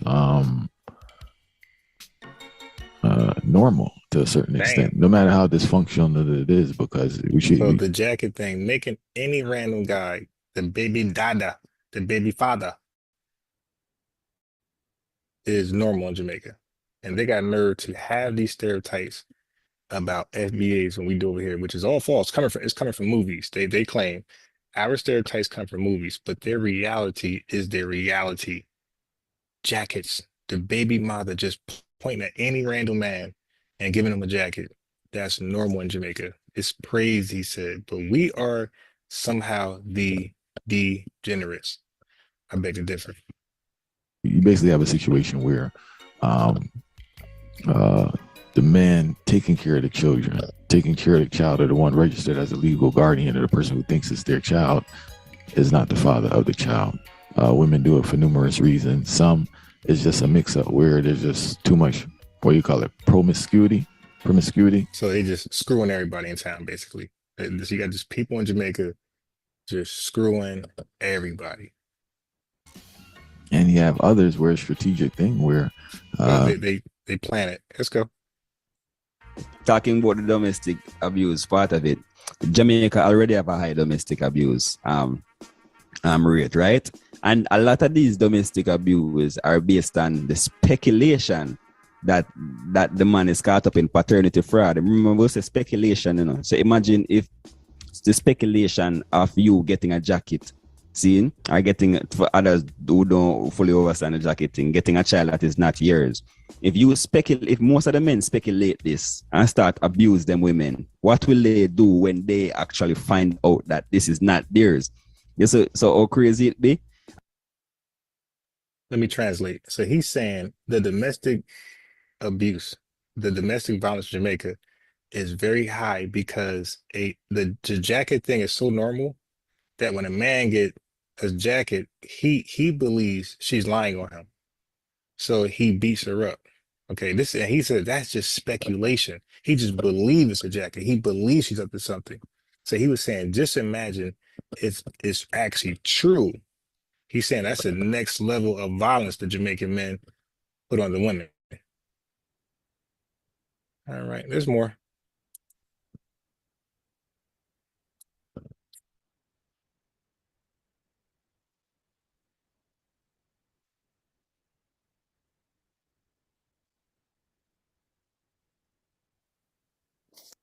The US government updated, its level 3 travel advisory last Tuesday, urging its citizens to reconsider travel to certain countries due to crime and unreliable medical services. So Jamaica is one of those countries. So US Embassy is telling folks and Americans, be careful going to Jamaica.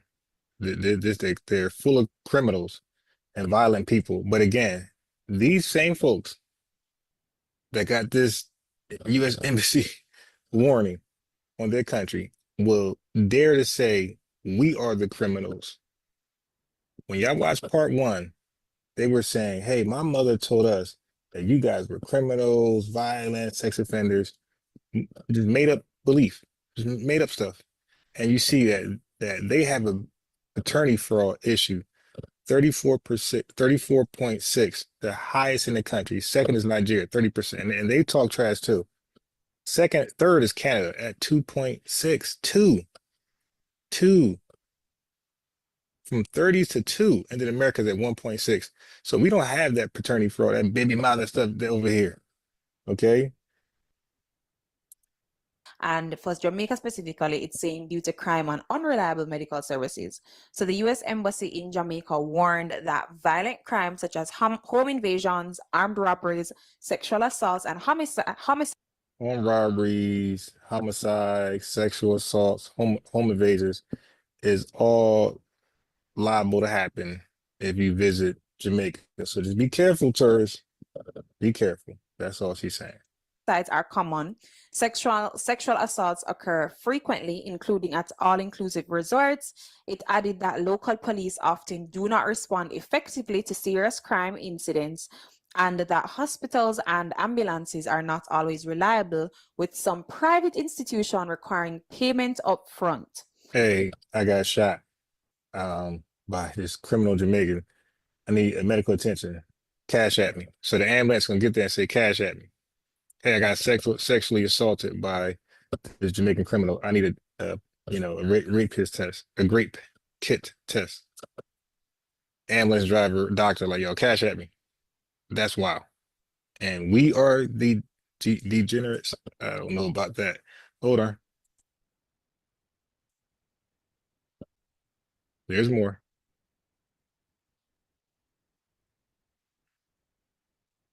Okay.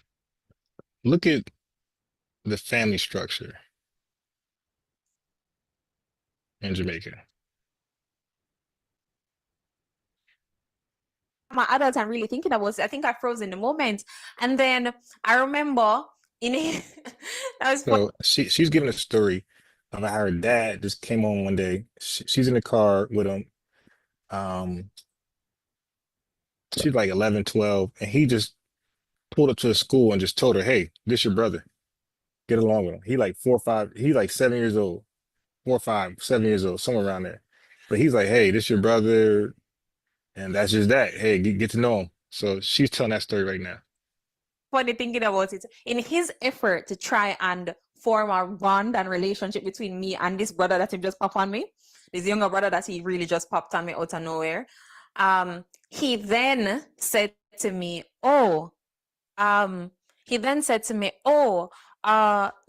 just make him stay. So my father used to just make him stay at my house until for probably like an hour or two, and then come back for us to spend time.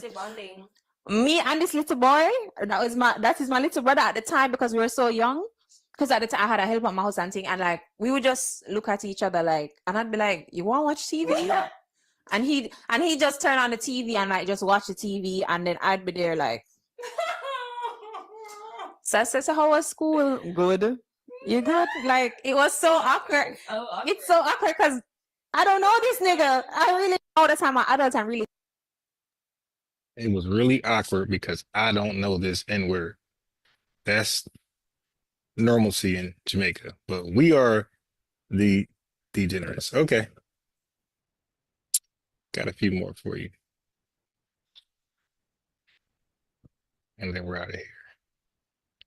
I won't go there. Okay, so now let's get to the great offenders in Jamaica. All right, and I'll end it with that. I ain't gonna do that too dirty. I'll leave it at that because I got other stuff here that I'll just leave alone. So I'll end it with this. Check this out.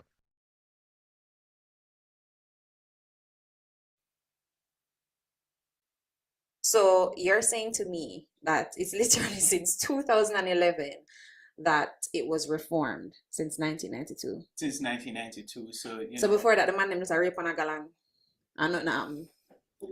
So she said before that, in 2011, a man can grape a woman and nothing happens. Jamaica. And they call us these weird names and have these weird, so like they're literally just projecting. That it's literally since 2011 that it was reformed since 1992. Since 1992, so So before that, the man named was a rape on a galang, and nothing happened. I wouldn't necessarily put it that way. I saw me that put it though. I wouldn't necessarily put it that way. What I put it as is that the government saw a problem and they took the necessary step to make the necessary changes. So who's the problem? I put it that way. I saw me that put it though. I wouldn't necessarily put it that way. What I put it as is that the government saw a problem. The government is the problem.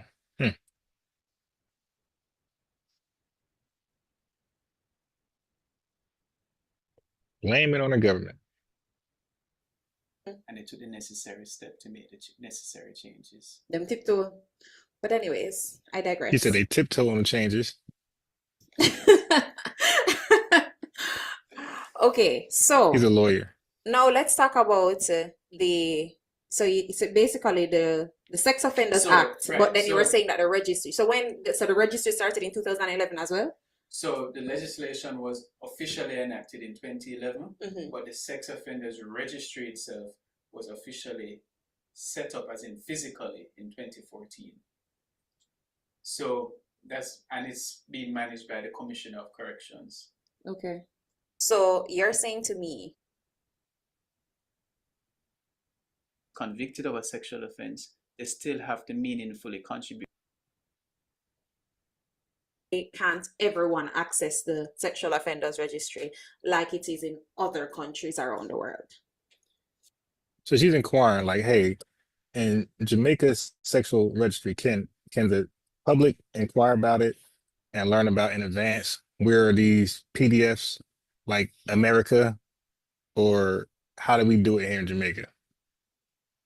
Well, the names that are placed on the registry, sexual offenses registry, are in fact private and confidential, but I think for good reason, because we have to bear in mind that even though someone is convicted of a sexual offense, they still have to meaningfully contribute to society, and it may be a situation where they're placed on the list and unable to get work or a meaningful job or schools or attend. You understand what I'm saying? No. I'm gonna be real with you because he just said the sexual offender registry is private because they want these guys, these predators, to go back into society and find employment wherever they may find it. So they're protecting their PDFs. Now, here in American Black culture, one of the worst things you can do in FBA culture is be a PDF. That's like one of the most shunned things. That's worse than prostitution, worse than drug dealing, worse than gangbanging, is to be a PDF. And in Jamaica, apparently they have a high tolerance for it. There's more. convicted of a sexual cultural differences too. Okay. It might be a situation where somebody may just easily access the list, see that this person was convicted of, say, child molestation or a child rape allegation, that, well, it's no longer allegation if they're convicted, and then they see them and attack them in the streets. It can't be fair to them. That's double punishment. So, Okay. but cultural differences too. Okay. It might. That's double punishment. So she went on later to say, no, I agree with that type of punishment. Hey, that's what comes with that type of action. And you know, we in America, FBAs, we understand that that comes with that. So we're not giving, like, you need to expect that in FBA culture. Like, so I guess I know where, but they have a high tolerance for grape offenders. So with that being said, I guess I know where Brother Polite is moving after his sentence. He about to find a bunch of wives out there.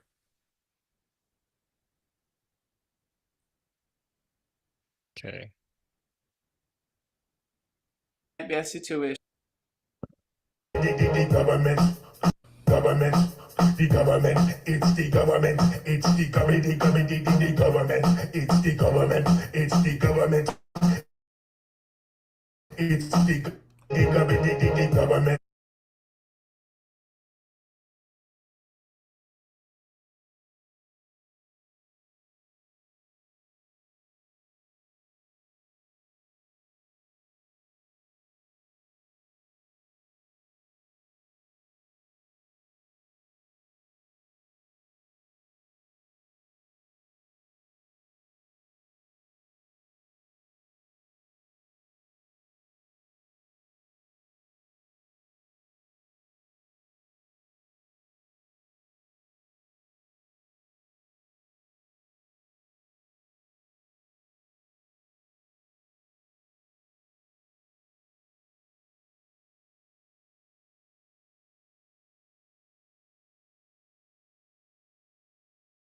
This is Talk of the Nation. I'm Neil Conan in Washington.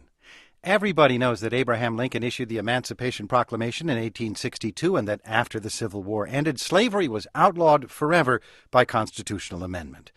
Now, we need to rethink all that history. A new book argues that slavery continued in slightly different forms for another 80 years, that hundreds of thousands of men convicted of petty or non-existent crimes found themselves leased to white farmers to pick cotton or sold to companies to mine coal and smelt iron. Writer Douglas Blackman believes that this extension of slavery helps to explain why black Americans made so little economic progress between emancipation and the civil rights movement, and why suspicion and hostility to the justice system remain so deeply ingrained in African American communities to this day. Douglas Blackman joins us in just a moment. Later in the hour, how young women rationalize girls gone wild behavior on spring break, and your letters. But first, slavery by another name. If you have questions about where, when, and how this happened and what it means for us today, our number is 800-989-8255. The email address is talk@npr.org. You can also join the conversation on our blog at npr.org/blog of the nation. Douglas Blackman is Atlanta bureau chief of the Wall Street Journal. His new book is called Slavery by Another Name. He joins us now from the studios of Georgia Public Radio in Atlanta. Nice to have you on Talk of the Nation today. Thanks for having me, Neil. And tell us, who was Green Cottenham and why is he important? Green Cottenham was a man whose parents were slaves on two different farms in the middle of Alabama before the Civil War. They were slaves of the kind that we think of as slaves.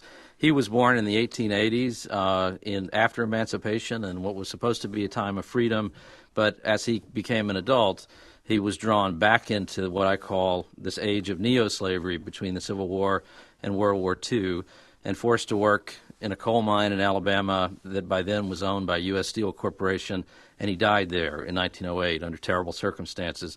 In fact, this week, as of this week, it's exactly 100 years since the day that he was arrested on a trumped-up charge in Alabama, and the saga began that led to his death. In his case, the charge, I think, was vagrancy, but that was just one of what you describe as a number of laws passed in many states in the South to basically outlaw black lifestyle.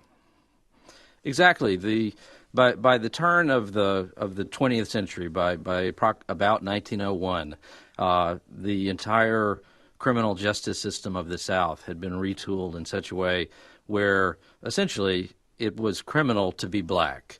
It was virtually impossible for an African American person to avoid breaking the law in one way or another. Every person was required to be able to prove at any time that they were employed. That was the vagrancy statute, but it was only enforced against blacks for the most part. No person could legally change jobs without the permission of their past employer. That was enforced only on blacks. That's a way of preventing a black man from leaving the farm of one white landowner and moving to the farm of another. And so there were myriad ways like this where it was nearly impossible for a young black man to avoid being dubbed a criminal if someone wanted to do that. Yeah, there's a story you tell in the book about a black man by the name of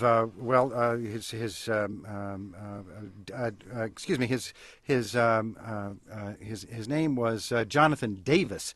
He was a black man, ostensibly a free black man who worked his sharecropped farm and had to go to see his ill wife. Hopped a train to do that. As he got off the train in a community in Alabama called Goodwater, he was confronted by a man named Robert Franklin, one of the town's appointed constables, who asked him, "Do you have any money?" That's right. And the story of Jonathan Davis, and there are many, many stories in the book and thousands of others that I couldn't get in the book. But the story of Jonathan Davis is, for me, one of the most poignant ones. He was a man who, as you said, his wife was dying, in fact, in the fall of 1901, and he left his field full of cotton ready to be picked. He abandoned his fields to try to make it to his in-laws' home in time to see her before she died. And on the way, he's confronted by this constable in the town of Goodwater. But what Davis fell into was not just one confrontation with one evil man. He was snared in what over the course of many years of research, I realized was an enormous and elaborate slave trafficking network. And this was something that was far beyond even the sort of formalized system of leasing prisoners out to businesses. This was where there was a man named John W. Pace who controlled several thousand acres of farmland and timberland in Alabama. And over the course of the 2 years that I studied, Pace, through a network of men like Robert Franklin, seized 40, 50, maybe as many as 100 black men, where they were simply seized from the roads as they walked from one place to another and were sold into this slavery, and many of whom, many didn't survive, many ended up as slaves for years and years, I believe some even decades. Indeed, your search for their voices, the voice indeed of the man we talked about just at the beginning of the program, of Green Cottonham, your search for his testimony, what happened to him, his voice, you're never able to find it. No, I finally found a relative of his who in my heart, as I talked to him, I had the sense that I was hearing the voice of Green Cottonham. But that's one of the most important things about this book is that the apocalyptic events that occurred in black life in America at the end of the 19th century and the first decades of the 20th century, one of the reasons that we have minimized them in modern times, and frankly that many conventional historians have tended to minimize, one of the reasons that's happened is because these were people who were impoverished, they were largely illiterate, there are not thousands of letters or diaries or the recorded memories of these millions of African Americans who lived in a kind of terror state in that time. And so we've lost those voices. And I spent much of my time on this book trying to reconstruct from the fragments that remain of the proof that these events occurred and that these people lived some sense of who they were, because our history has tended to focus on the people on the other side of the equation whose lives were very well documented, and that's a record that minimizes the scale of the tragedy and the evil that was perpetrated. And how big a deal was this in terms of scale? It was enormous. And some people, some historians will want to dispute me on this, but I think that the reality is that the record is obvious, particularly if you do what I did over the course of a very long period of time, which is to go from courthouse to courthouse across Alabama and Georgia and Florida and Mississippi and North Carolina and South Carolina, many people assume that the records of this era don't exist anymore, and in some places they don't. But in many, many places, there are hundreds of thousands of pages of arrest records and agreements between sheriffs and companies and local politicians and landowners. There's an enormous record of a forced labor system that was monotonously huge. And by that, what I mean is that there were thousands and then tens of thousands of men who were directly forced into some kind of involuntary servitude through this cynically perverted judicial system. But in addition to that, that was the hammer that was hanging over the lives of every black man in the South. And so out of a fear of having those things happen, millions of black men and their families abided all of the other degradations that the white South perpetrated against blacks in the first half of the 20th century, much of which amounted to coerced labor in another form. Our guest is Douglas Blackman. His book is Slavery by Another Name, The Re-Enslavement of Black Americans from the Civil War to World War II. If you'd like to join the conversation, 800-989-8255. Email us, talk@npr.org. We'll begin with Ben, and Ben's calling us from Mocksville in North Carolina. Hi, Neil. Yeah, I had a quick question. A statement, really. My great-grandfather was a Yugoslav immigrant, and he came to the South, West Virginia, and, of course, right around the Depression time. So he worked in the coal mines, and anyone will know, especially, and back in those days, a coal mine was just especially horrible condition. My grandfather was only given, as any other coal miner, company script. He had to buy from the company. The company probably overcharged in what the regular people did. And when I was thinking about this, because my mother and I have talked about it substantially, it's like, wow, in his own way, these coal miners, especially these immigrants who spoke no English, we're in a type of slavery. And, I really think, whites and blacks have far more parity than many would think, especially the lower class folks and immigrant folks, because, I feel more in common, especially as the grandson of a Yugoslav immigrant who died basically in the coal mines from black lung, than with my rich white counterparts. And I'll take my statement/answer off the line. Okay, Ben, thanks very much for the call. And Douglas Blackman, you do point out the vast majority of the people you'd write about in this system of leasing labor and various other forms of slavery by another name were African Americans, but by no means all. That's right. There were whites who were sucked into this. By and large, I think that it was much more likely that a white man who was forced into, particularly through the prison system, who was forced into this kind of involuntary servitude, those generally were men who had committed crimes. But they were a microscopic number compared to the black workers. And one thing, along the lines of what your caller was describing, there was a practice that echoed some of this in terms of immigrant laborers who were induced to move from the Northeast, from the immigrant arrival points in the Northeast, and to work on building railroads in the Florida Keys, coal mining in West Virginia, as he describes. I think what his grandfather experienced was actually more toward the end of the period of time that I write about. And so there were whites and there were some immigrants who were pulled into this. But the fact of the matter is that the scale of what happened to African Americans was vastly greater than everything else that happened to others. And how profitable was this? It was tremendously profitable. It was profitable both for the business enterprises that were involved in this, and it was incredibly lucrative for the southern states, particularly in places like Alabama, where the coal mining industry and the steelmaking industry was booming at the end of the 19th century. This particular form of labor, this labor practice, worked really well in these coal mines. The type of work that was required was the sort of thing that these coerced workers could do, and these companies poured tens of millions of dollars into the coffers of state governments like Alabama's. Our guest is Douglas Blackman. If you'd like to join our conversation about slavery by another name, the phone number is 800-989-8255. Email talk@npr.org. Stay with us. I'm Neil Conan. You're listening to Talk of the Nation from NPR News.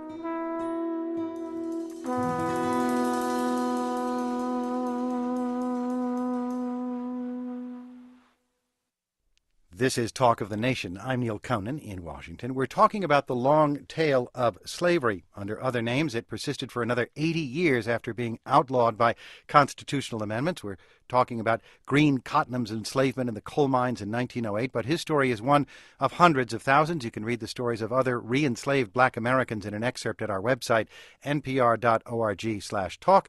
Our guest is Douglas Blackman. His book is called Slavery by Another Name, The Re-Enslavement of Black Americans from the Civil War to World War II. And we want to hear from you. If you have questions or stories about this period of history, give us a call, 800-989-8255. Email us, talk@npr.org, and check out our blog at npr.org/blog of the nation. And Douglas Blackman, there is a peculiarly horrible perversity about this post-slavery system that in many ways was worse than slavery for those caught up in it. That's right, Neil. One of the bitter ironies of this is that before the Civil War, in the antebellum slavery we're all more familiar with, slaves had great value to their owners. They were extremely expensive, and it was important to landowners to maintain their health over a long period of time and for them to procreate and give birth to more slaves because there was value to that. And so while there were terrible abuses in antebellum slavery, there was a strong economic incentive to at least ensure that slaves survived. In the system that I'm talking about, the neo-slavery practices after the Civil War, what emerged was a kind of brutally efficient economic rationale which viewed these workers more as equipment than as humans. And the value, the cost of acquiring them was so small that it was much more, the economic incentive for these companies and landowners was to work them as hard as possible, even if that meant working them to death, because they were easily replaced and inexpensively replaced. And like Green Cottenham, once they died, they vanished, never to be heard from again. Green Cottenham died in 1908, a diseased man, malnourished and sick, in a crude hospital at a mine owned by U.S. Steel Corp at the time. I searched for a very long time to try to find where he was buried. At the very beginning of my work on this, I was led to a graveyard near the mine location where he had worked that was a great burial field where clearly hundreds and hundreds of these workers had been dumped unceremoniously in graves, now overgrown. Eventually, I figured out that the grave site where he would have been buried was a short distance away, and actually just a few months ago, I went there still trying to locate where he was buried, and by then, but all signs of any kind of human activity there had been obliterated along with the old mine. Let's get another caller on the line. This is Ozell. Ozell with us from Boston. Go ahead. First of all, I have a comment, and then I have a question. In terms of slavery, I wanted to point out that that a federal judge on August 15th, 1984, in Burke County, Georgia, ruled in a class action order that the Burke County Sheriff and the Commissioner's operation of the county jail violated the 13th Amendment prohibition against slavery. So I wanted to make sure that you understand this, that a federal court ruled as late as 1984 that there was a violation of the 13th Amendment by the county sheriff and the county commissioners in Burke County, Georgia. And you have to read a case called Rogers versus Lodge, which is the case ruled that met the requirement of proving a violation of the Voters' Rights Act by intentional discrimination before there was an amendment to the Voting Rights Act in the early 80s. Now, my comment, though, is... That was a question? Well, that was a... That was a comment. Now go ahead. Just to document that slavery is documented by a federal court. I understand. Please go ahead. Okay, my comment is, what is the difference between the subject matter of Mr. Blackman's book, Slavery by Another Name, System of Leasing, and that of peonage, which was documented in a book by Pete Daniels, Shadow of Slavery, based upon research of, I guess, hundreds or thousands of United States Justice Department files of the unlawful system of peonage, for which there are federal laws that were enacted after slavery. Douglas Blackman? That's a great question, and you're obviously a serious student of these things. Pete Daniels' book, which came out in the mid-1960s, was a brilliant work on peonage. And what peonage is the practice of a person being held in a form of slavery specifically to pay off a debt or an alleged debt. And what that book wrote about, and which is also a part of my book, is this practice that became commonplace all across the South, particularly for sharecroppers, that if you worked on the land of a white farmer, the farmer would advance you the money to get through the season and for your seed and your tools and such. And at the end of the season, when the crop was sold, the idea was that the money would be divided up and it would pay back your debt to the landowner, and then you would end up with some cash yourself. The reality for millions of sharecroppers who got sucked into the system of peonage was that in reality the landowner always came up with a list of debts that was greater than whatever had been received from the crop. But that's a part of this, and I talk about Pete Daniels' book in my book. The thing that I would say is that what many historians in the past have not fully recognized is that there's been a tendency to look at this period of time as many separate things. That peonage was happening over here, racial violence was happening over here, the prison leasing system was happening in another place, the intimidation of blacks from voting was happening in another place. Much of the point of my book is that those were not separate phenomenons. Those were all part of a very complicated system that was designed to intimidate the millions of black people living in the South right up until the verge of World War II. And what about Ozell's other point that this was seemingly persistent into the 1980s? Well, that's right, and there have been prosecutions on the statute that outlaws peonage, and scattered prosecutions into the 50s and the 60s, and right up to the case that he talks about in the 1980s. But the point I would make, though, is that what I write about was a phenomenon that oppressed a vast, vast population. Really, the majority of African Americans who lived in the United States up until World War II were affected by this in some explicit way. What came after World War II, for many reasons, including, and I talk about this in the book, that in 1942, partly in response to fears of Japanese propaganda, President Roosevelt ordered that the Department of Justice, for the first time, take seriously the reality that slaves were still being held in the South, and the Department of Justice mounted a serious criminal prosecution against a family in Texas for holding a man named Alfred Irving as a slave for many years, and the father and the daughter in that family were convicted and sentenced to prison.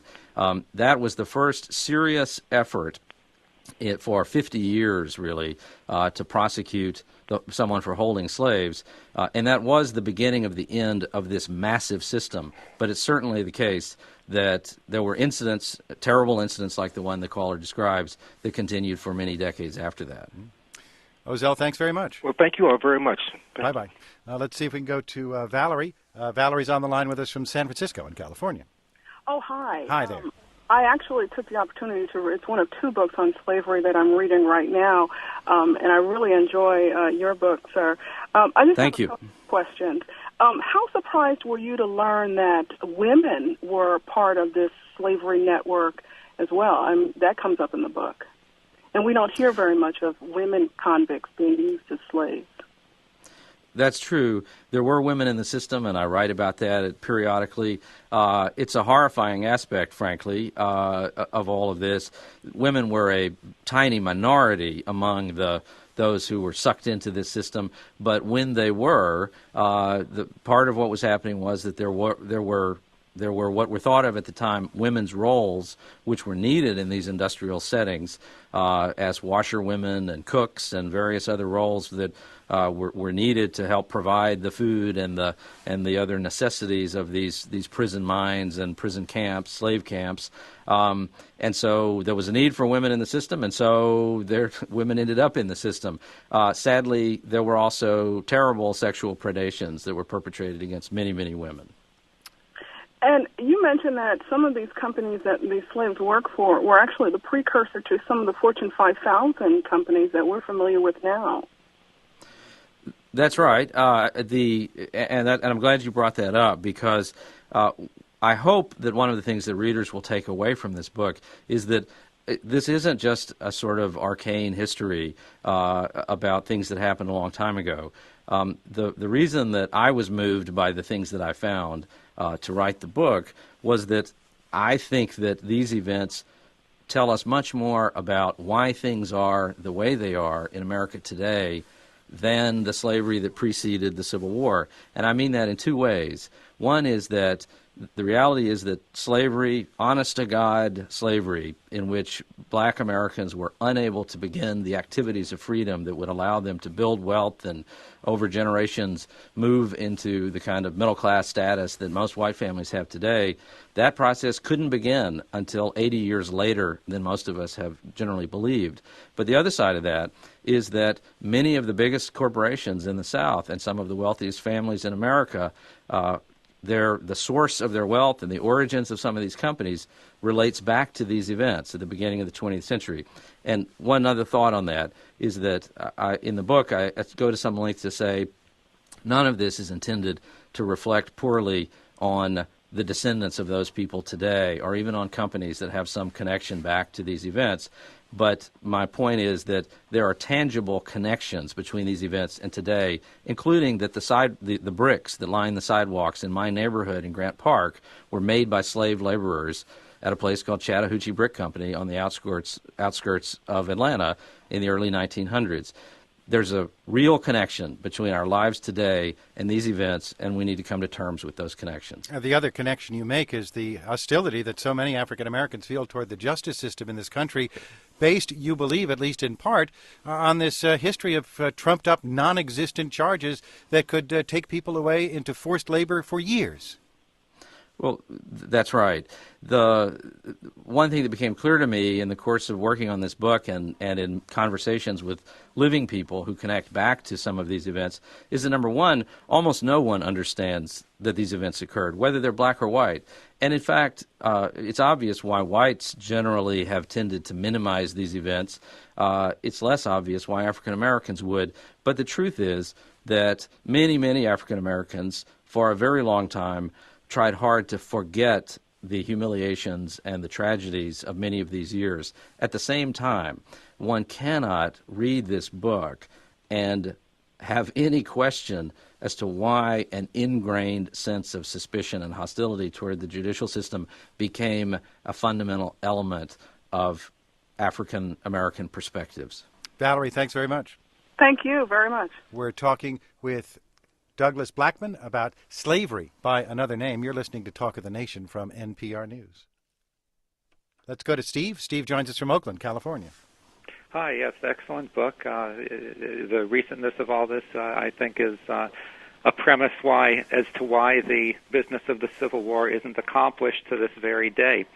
There was an earlier comment about how the laws were available to be used and were used against white labor as well, including immigrant labor, which strikes me as a little besides the point, because this system of slavery by another name that's being described together, it worked hand in hand with extra-legal terror to prevent labor organization, black and white. Blacks were supposed to be free laborers after the Civil War, and as you know, this obviously didn't happen. As far as I know, only the IWW tried to organize integrated organizations. The CIO paid some lip service and did a little bit, but I don't think made any serious attempt. And Douglas Blackman, it wasn't a lot of it because of this legal system that worked hand in hand with extra legal terror. And Douglas Blackman, you do write indeed about that, but also about the experiences of a black organizer. I think his name was Henry. I'm losing the last name, but he came to this area of Alabama, I think, in the 1940s, and talked to people who were describing the system and how it worked and the abuses they suffered, and he simply didn't believe it. That's right. I in the epilogue of the book, there's a dialogue with an African American man who worked in the coal mines of Alabama beginning in the 1930s or the 1940s, and spent all of his adult life there. There are very few people alive today who have any kind of living memory of anyone associated with these events. But this was one person who, coal miners who were very young men in Alabama in the 1930s, worked in coal mines with old men who had been forced into the coal mines in an earlier time under these circumstances. And so some of those men have some recollections of the stories they would hear. And there was this figure who you mentioned, who I questioned him at some length about whether he had heard accounts of the sort that I was beginning to resurface. And after a long time, he finally said, yes, I heard stories like that, but I never gave it any credence. And that was coming from an African-American man. And that gets to the point that I was making a moment ago, which is that for many, many people, these events are so horrifying and so terrorizing that both whites and blacks preferred not to remember them.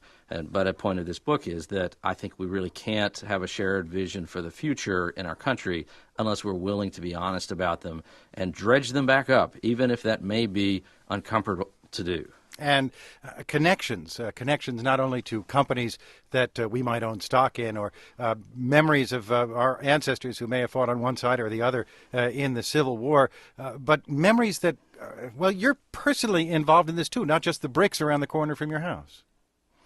Well, that's true. That isn't why that sort of wasn't why I began on the book, but I was surprised to find myself connected to the book in ways that I hadn't expected. But to back up a little bit, I was born in the Mississippi Delta in the fall of 1964, just after Freedom Summer, when Schwerner, Goodman, and Cheney were murdered by the Ku Klux Klan, and there were churches burning all over Mississippi, and the Deep South was, the darkest years of the Civil Rights era were beginning. And then when I began first grade in a little cotton town, I was in the first class of children in Mississippi where blacks and whites began school together and went through 12 years of education together. And so as long as I can remember, I've been digging around trying to understand these things. And as I dug into the book, I also eventually found my own family, tying back to the place and some of the people in this book back in Alabama. Douglas Blackman, thanks very much for your time today. Thank you. Douglas Blackman's book is Slavery by Another Name. He joined us from the studios of Georgia Public Radio in Atlanta. Coming up, we'll hear from you, your letters, and columnist Megan Daum examines the connection between body shots in Cancun and confidence for young women. That's next on Talk of the Nation from NPR News.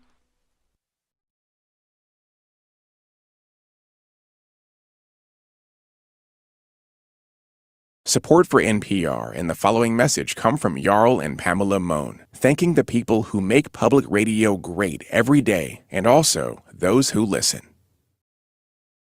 From NPR. Yesterday.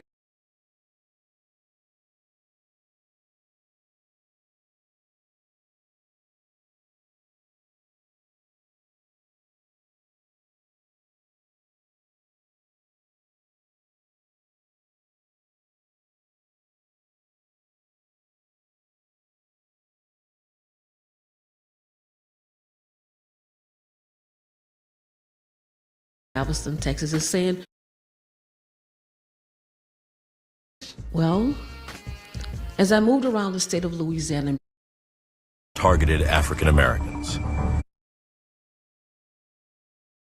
Civil War and the passage of the 13th Amendment, 4 million former slaves could